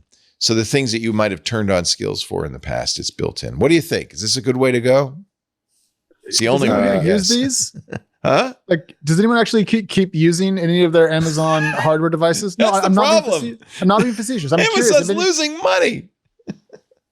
My father you're also missing. The thing is, this enhanced Echo, I'll just say Echo, is supposedly supposed to be a subscription on top of that. Yeah, $5 for what do they call it? Pro Echo Pro or something like that. Yeah. So this new version, it will not be free. And so it's not just will you still use it, but will you pay for it? You know what, Wesley? Get delayed answers. Ever since they decided to make Prime worse by putting ads in the Prime shows, I just don't think I need to give Amazon any more money. Because they've decided that I'm a schmuck and then I'm just going to take it. Yeah, so It's called enshittification. Yes. And we've seen this before. It's a couple of bucks. I mean, I don't love the fact that they added ads, but they've been offering this thing not for free, but Amazon Prime gives How you much a is lot. Prime in France? 70 euros, so like $80. So it's much more here in the US. Is it? How much is it? No one It's knows. over 120, right? Yeah, it's over I've been $100. paying for Prime for so long. It's like I literally don't know what I pay I for pay for Netflix it and or I don't know what Spotify. it costs. Yeah. That's an example of Yeah. stupidity. But I mean, okay, maybe if it's that much, you want to get more out of it. But here it's so cheap. It's like they give you like the gaming stuff and the music and they just haven't you get a enshittified lot. Europe as fast as they did. Oh, it's in the US. enshittified. It's just cheaper to get enshittified. We Alex, get ads. Do you notice not paying for Prime that your Amazon shipping is slower? Amazon shipping to me only comes in two varieties. It'll be here this afternoon, or it'll be here whenever the hell they decide to send. Yes. That's the same as if you're Prime, by the way. Yeah, no, that's my point. Like Prime used to be defined. Like if it was Prime, it was 2 days. Now Amazon's like, well, do you want this afternoon? I'm like, sure. Or do you want it 2 Thursdays from now? Maybe. Whenever we get it. Yeah. Yeah. Also, on the point about Prime differential between the two countries and the cost thereof, just keep in mind that in 2023, France's GDP per capita was 44K, and in the US, it's like 86. So we can afford it, man. And that's not a diss. Keep in mind, earlier I was making the point for European dynamism. I'm just saying that there is a PPP or purchasing price parity differential here to keep in mind. Prime is Fair enough. $139 a year in the US. So it's twice That's a what lot. it is. Yeah, in France. And I how do much want the to ad- comment. Go. No. Oh, just please. what's the ad-free version cost? Because isn't there a way to pay more now for Prime to not get Yes, ads? you can pay a couple of bucks extra per month I to pressed get that rid button of the ads. immediately. How much? I want to know. Patrick says a couple bucks. Leo, you pay it. How much is it? I How don't much is know. more? God, this is how Andy Look. Jassy gets away with it. This is how Get my Amazon rocket has money, more money. here, and I'll tell you. Ad-free The reality Prime. is, I don't watch Amazon Prime all that much. There was a show about the French Big Brother, like the reality TV thing, the first one, which was really well done. Actually, it's a French show, and I watched that. I was surprised at the amount of ads. To be honest, there was a lot, but only because I'm used to having no ads anywhere ever. But yeah, it to me it seems acceptable, but. Well, I find it so funny that we have a European on the show today, and I say that with nothing but love, who is arguing in favor of more American-style capitalism than I am. I feel, I feel like we should By just the trade way, citizenships. That's And, why like, we have Patrick on, because No, I will not take that trade, He Alex. I'm represents sorry. Europe. I'm very fine here. go back to Finland. Or, So I think it was the UK that invented these super low cost airlines like Ryanair, right? Yeah. It was like $5 to fly to France. But if you want to use the toilet, that'll be a couple of bucks more if you want to bring back. So that inspired something called Spirit Airlines in the United States. Have any of you ever flown those I big have. yellow lemon colored planes? What do you think, Wesley? You like Oh my Spirit? gosh, it was the worst experience ever. Because worse is even if you have to have a connection, because the connections could be like, I don't know, a day apart. So it's just not very convenient. And yeah. And there's very little It was leg the one room. and only time. One and Yeah, only I did time it that once, ever and I told Lisa we're never doing this again. There's the leg rooms like this, so your knees are guarantee you. I don't care how tall or short you are, up against the seat in front of you. You pay for everything. Bags, you do get to go to the bathroom for free, but bags, water, anything, you got to give them extra money for. Anyway, they just filed for reorganization, Chapter 11 bankruptcy, which is not that much of a surprise. They've lost more than $2.5 billion in the last 4 years. do you remember how to make $100 million, Leo? Start How? with $10 billion and build an airline. Buy an airline. Used to be a winery, but now we have an airline. Hey, can I go back to Alexa for just a second? Yeah, sure. There's one thing which I think is really interesting that's happening in the AI space in the about now, which is companies are figuring out ways to make the AIs do stuff, and because until now, they've basically been, the most impressive aspects have been chatbots. So they can give you information, but they can't really do much. And Anthropic has unveiled their tool that basically you install a program on your computer, and then it takes a screenshot, sends it up to the Anthropic servers, and then sends back the information to do stuff with your mouse and keyboard. And so you can ask it to do stuff and it will actually do it on your computer. Same thing with Alexa, which with those partnerships potentially with Uber and others. iOS is also working on actions. Apple is working on actions for iOS for Apple Intelligence or whatever. I think this is going to be. OpenAI also announced that they didn't. It's a rumor. It's a rumor, and we don't know how it's going to work. Probably it's going to be like Anthropic. What's it called? Director? I can't remember the code name. Computer use. It makes me nervous. Operator. It's Operator, I think. Operator. I think, yeah. But I think this is going to be a really interesting shift if it does work out, and it's not like 15 seconds of delay between each screenshot and action instruction relay. It's really interesting because this is when AI shifts from, as I was saying, just giving you information in the form of pictures or chatbot or music into actually doing stuff for you, which would be amazing if it can do it. We talked about this on Windows Weekly on Wednesday. Microsoft at Ignite said AI is going to be agentic. That's the phrase they use. It's going to be an agent. It's going to be your representative out in the real world, which is I'm okay with as long as you don't give it nuclear weapons. That never ends well. The talk about using Echo to do that for you in terms of taking that's exactly what they're doing, right? Yeah. But every service that you mentioned is not free. Those are costs. So they're trying to actually train people to spend money using these devices. Right. And so it's making people more accustomed to having this done on behalf with not just doing a task, but charging you money and making sure that they profit off of that. So I do think it's we're a capitalist society. We've established that.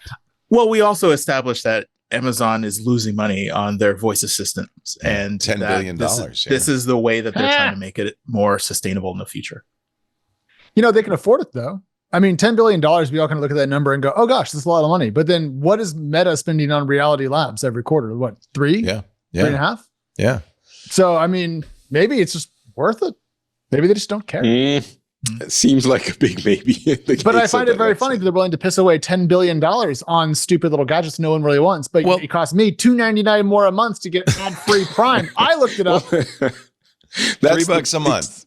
Why don't they just stop losing money on Echo and give me back my ad-free Prime? Genius. What somebody told me, I think it was last week on the show, is that the companies make more money on the advertising than they do on the fee that you might pay to get rid of the advertising. So they actually want you to do the advertising. I just want to watch The Expanse without insurance commercials piping in going, hi, have you switched to Liberty Especially Mutual? Because The Expanse was not made for commercial interruptions, right? Or was it? When you have a show that doesn't pause, it's problematic. Also, they're just so disruptive and terrible. And I just want one surface in my life to be ad-free. And I find it very frustrating that I keep having to fight. Pay for it. What did we say? $2.99, Alex? Pay for it. It's called, look, we charge people $7 a month not to get ads in our shows. Yes, because Leo, you're Leo Laporte. You're a legend. We all like you. We're here because we think you're handsome. You're not the parent company of AWS that also owns Whole Foods. No. You know what I mean? Like, I don't. So wait, Alex, are you saying that because Amazon is successful, they should give away Prime Video for free? No, I'm saying that I pay $130 a year for a service and have for a very long time. I'm an early customer. I'm an early adopter of Amazon Prime. You're welcome, Seattle. So they should maybe break out the different services that they offer with Amazon Prime and let you pay for that one or not if you want it or not. Well, like if it was $20. Bundling and unbundling. So yes, I'll take that. But when a corporation says, we've had an agreement, and now I'm going to make it worse and tough. I just don't think that my role in capitalism is to go, oh, damn, there's nothing I can do. No, it's to foment and to complain and to use my customers. I should have warned you all. I forgot. Usually I tell people this ahead of time. Alex Wilhelm is a young man in an old man in a young man's body. And he is just yelling at the clouds all the time. Yelling out the cloud, AWS. Duh. And I'm also not that young anymore. I'm just old and cranky now, Leo. Like that's what's happened. You've known me too long. Anyway, yeah, it's not that he needs to pay to get rid of ads. Is that some people should pay Alex to not to hear him complain. No. I would pay to hear him complain. At least $3.99 a month. That's $3.99 a month. Well spent. I will shut up for $3.99 a month per person. To be clear, I will go away if enough people pay for that. Well, I want to go write novels. How much is your newsletter? $10 a month. There you go. No, it's free. It's mostly free, but you can support it if you want. Yeah, I do very few paywalls. I want to keep it as free as possible for everybody.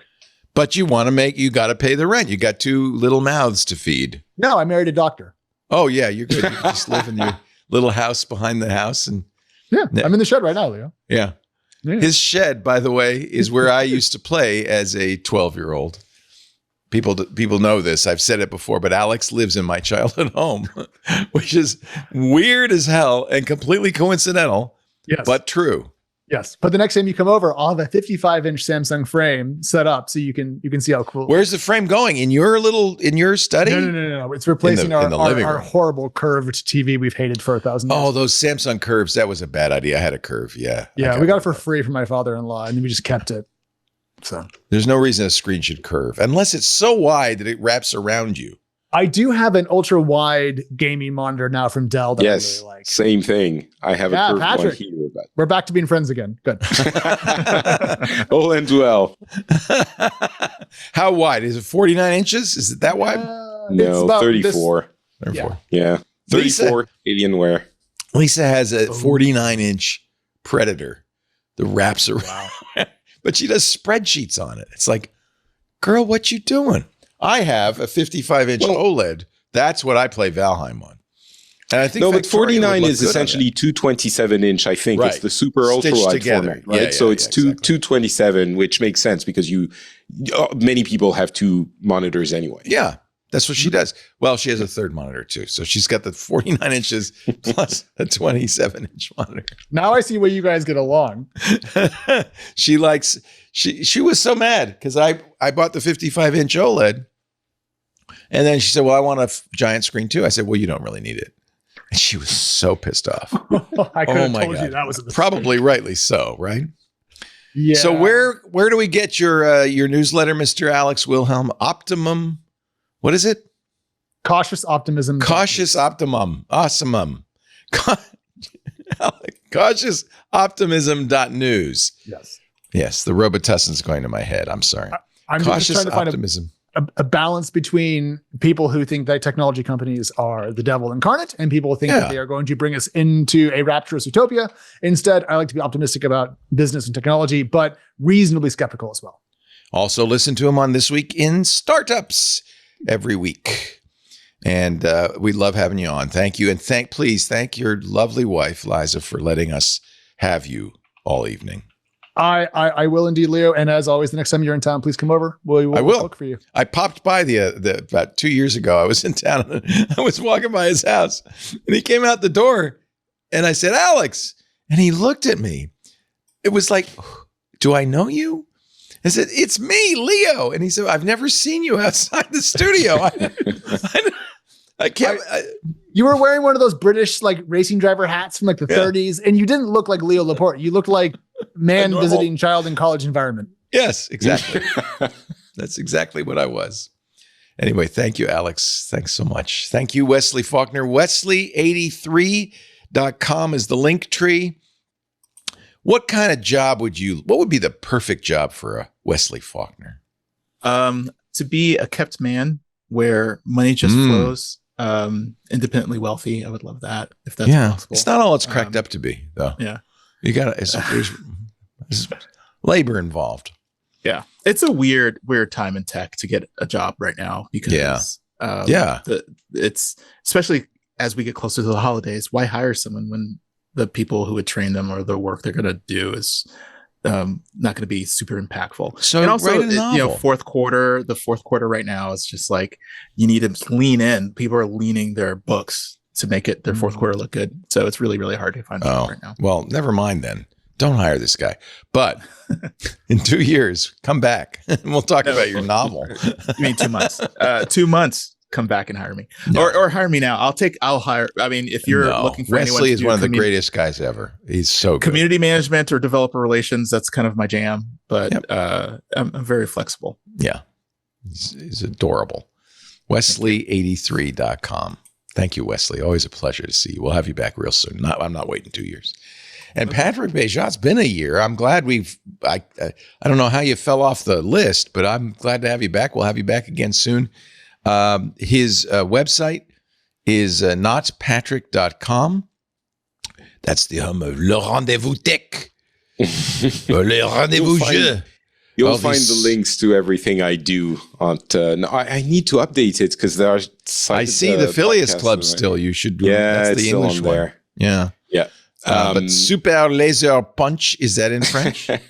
Yeah, it is in French. It's just a side project. We have fun with it. We do Marvel stuff. We just reviewed Agatha All Along. That was good. It was pretty good. I was surprised. I like her a lot. She's very good. Catherine, she's one of my favorite actors. Yeah, she's good. Yeah. Now you worked at Blizzard. Did you celebrate the 20th? This week was the 20th anniversary of World of Warcraft. Man. Yeah. Yes, obviously. 30 years of Warcraft, 20 years of World of Warcraft, 10 years of Hearthstone. I was at the company when we launched Hearthstone. It was a fun, weird time. Wow. I did celebrate. I have a kind of a weird relationship with Blizzard because of all the stuff that's come to light in recent years. And I was watching the celebration. I don't know anyone at that company anymore. And there's maybe one person who I had met, but it's a bit. But it's a special game for a lot of people and for me as well. That's how I got my start. I was doing a podcast about World of Warcraft in French in 2006. Wow. Just when you touch an orc in Warcraft in France, what does it say? I play in English. Oh, because it goes, stop touching me. Yeah, that's it's translated. Yeah, it's translated, but I don't know. I play in English on all my games. That was one of my favorite games. Work. I love that. Work. Yeah, absolutely. Travail. Probably. That's probably what it says. Patrick, a pleasure also. This is so fun for me to get together with the three of you. Thank you for being here. Thanks for having me. Thanks to our wonderful audience who puts up with us for 3 hours every Sunday. We do 2 p.m. Pacific, 5 p.m. Eastern, 2200 UTC, which means Patrick's up late. Yikes. I forgot about that. 2:30. Yeah. Middle of the night now. Wow. You can watch us. Yeah. No kidding, right? Which is probably why I haven't been on for a little while. We will call more often. I love getting you on. It's just great. And it's really nice to get the European perspective as well. I really appreciate that because it's easy for us to get very U.S. centric on the show. And I think it's important to remember that we have 30% of our audience is outside the U.S. We've got to broaden our knowledge. If you want to watch live, as I mentioned, we're on 8 different streams: YouTube, Twitch, TikTok, X.com, LinkedIn, Facebook, Kick. And of course, for our club members in the Club Twitch Discord. But most people don't watch live. I mean, who has time to settle down every Sunday evening for a show? So what you should do is download it. You can get a copy at our website, twit.tv. There's audio and video. You can also, if you go to twit.tv and you go to the This Week in Tech page, you'll see a link to a YouTube channel. It's all video all the time. Great way to share clips. If you had if you want to share Wesley's parenting advice, which I thought was really good, you can clip that out. YouTube makes it easy. Send it to somebody. It helps promote the show too. We appreciate that. And of course, the easiest thing to do, as with all podcasts, is get a podcast client. Subscribe. That way you'll get it. We have been doing this show for 20 years. Our 20th anniversary will be in April. It's kind of an amazing, we've crossed 1,000 show mark.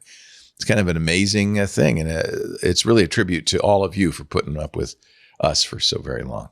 Thanks especially to those employees that I mocked earlier. If you do have employees, Alex, have our employees. They're the best. They are really, really great. Anthony Nielsen stepping in for Benito Gonzalez for the next few weeks. Thank you, Anthony, for the job you do. He's amazing.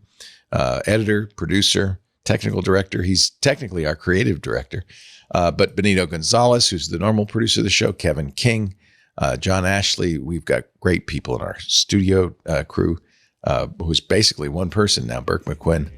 And, of course, the CEO of Twit, Lisa Laporte, my wonderful wife, who is now mourning a 49ers loss to her son's favorite team, the Green Bay Packers.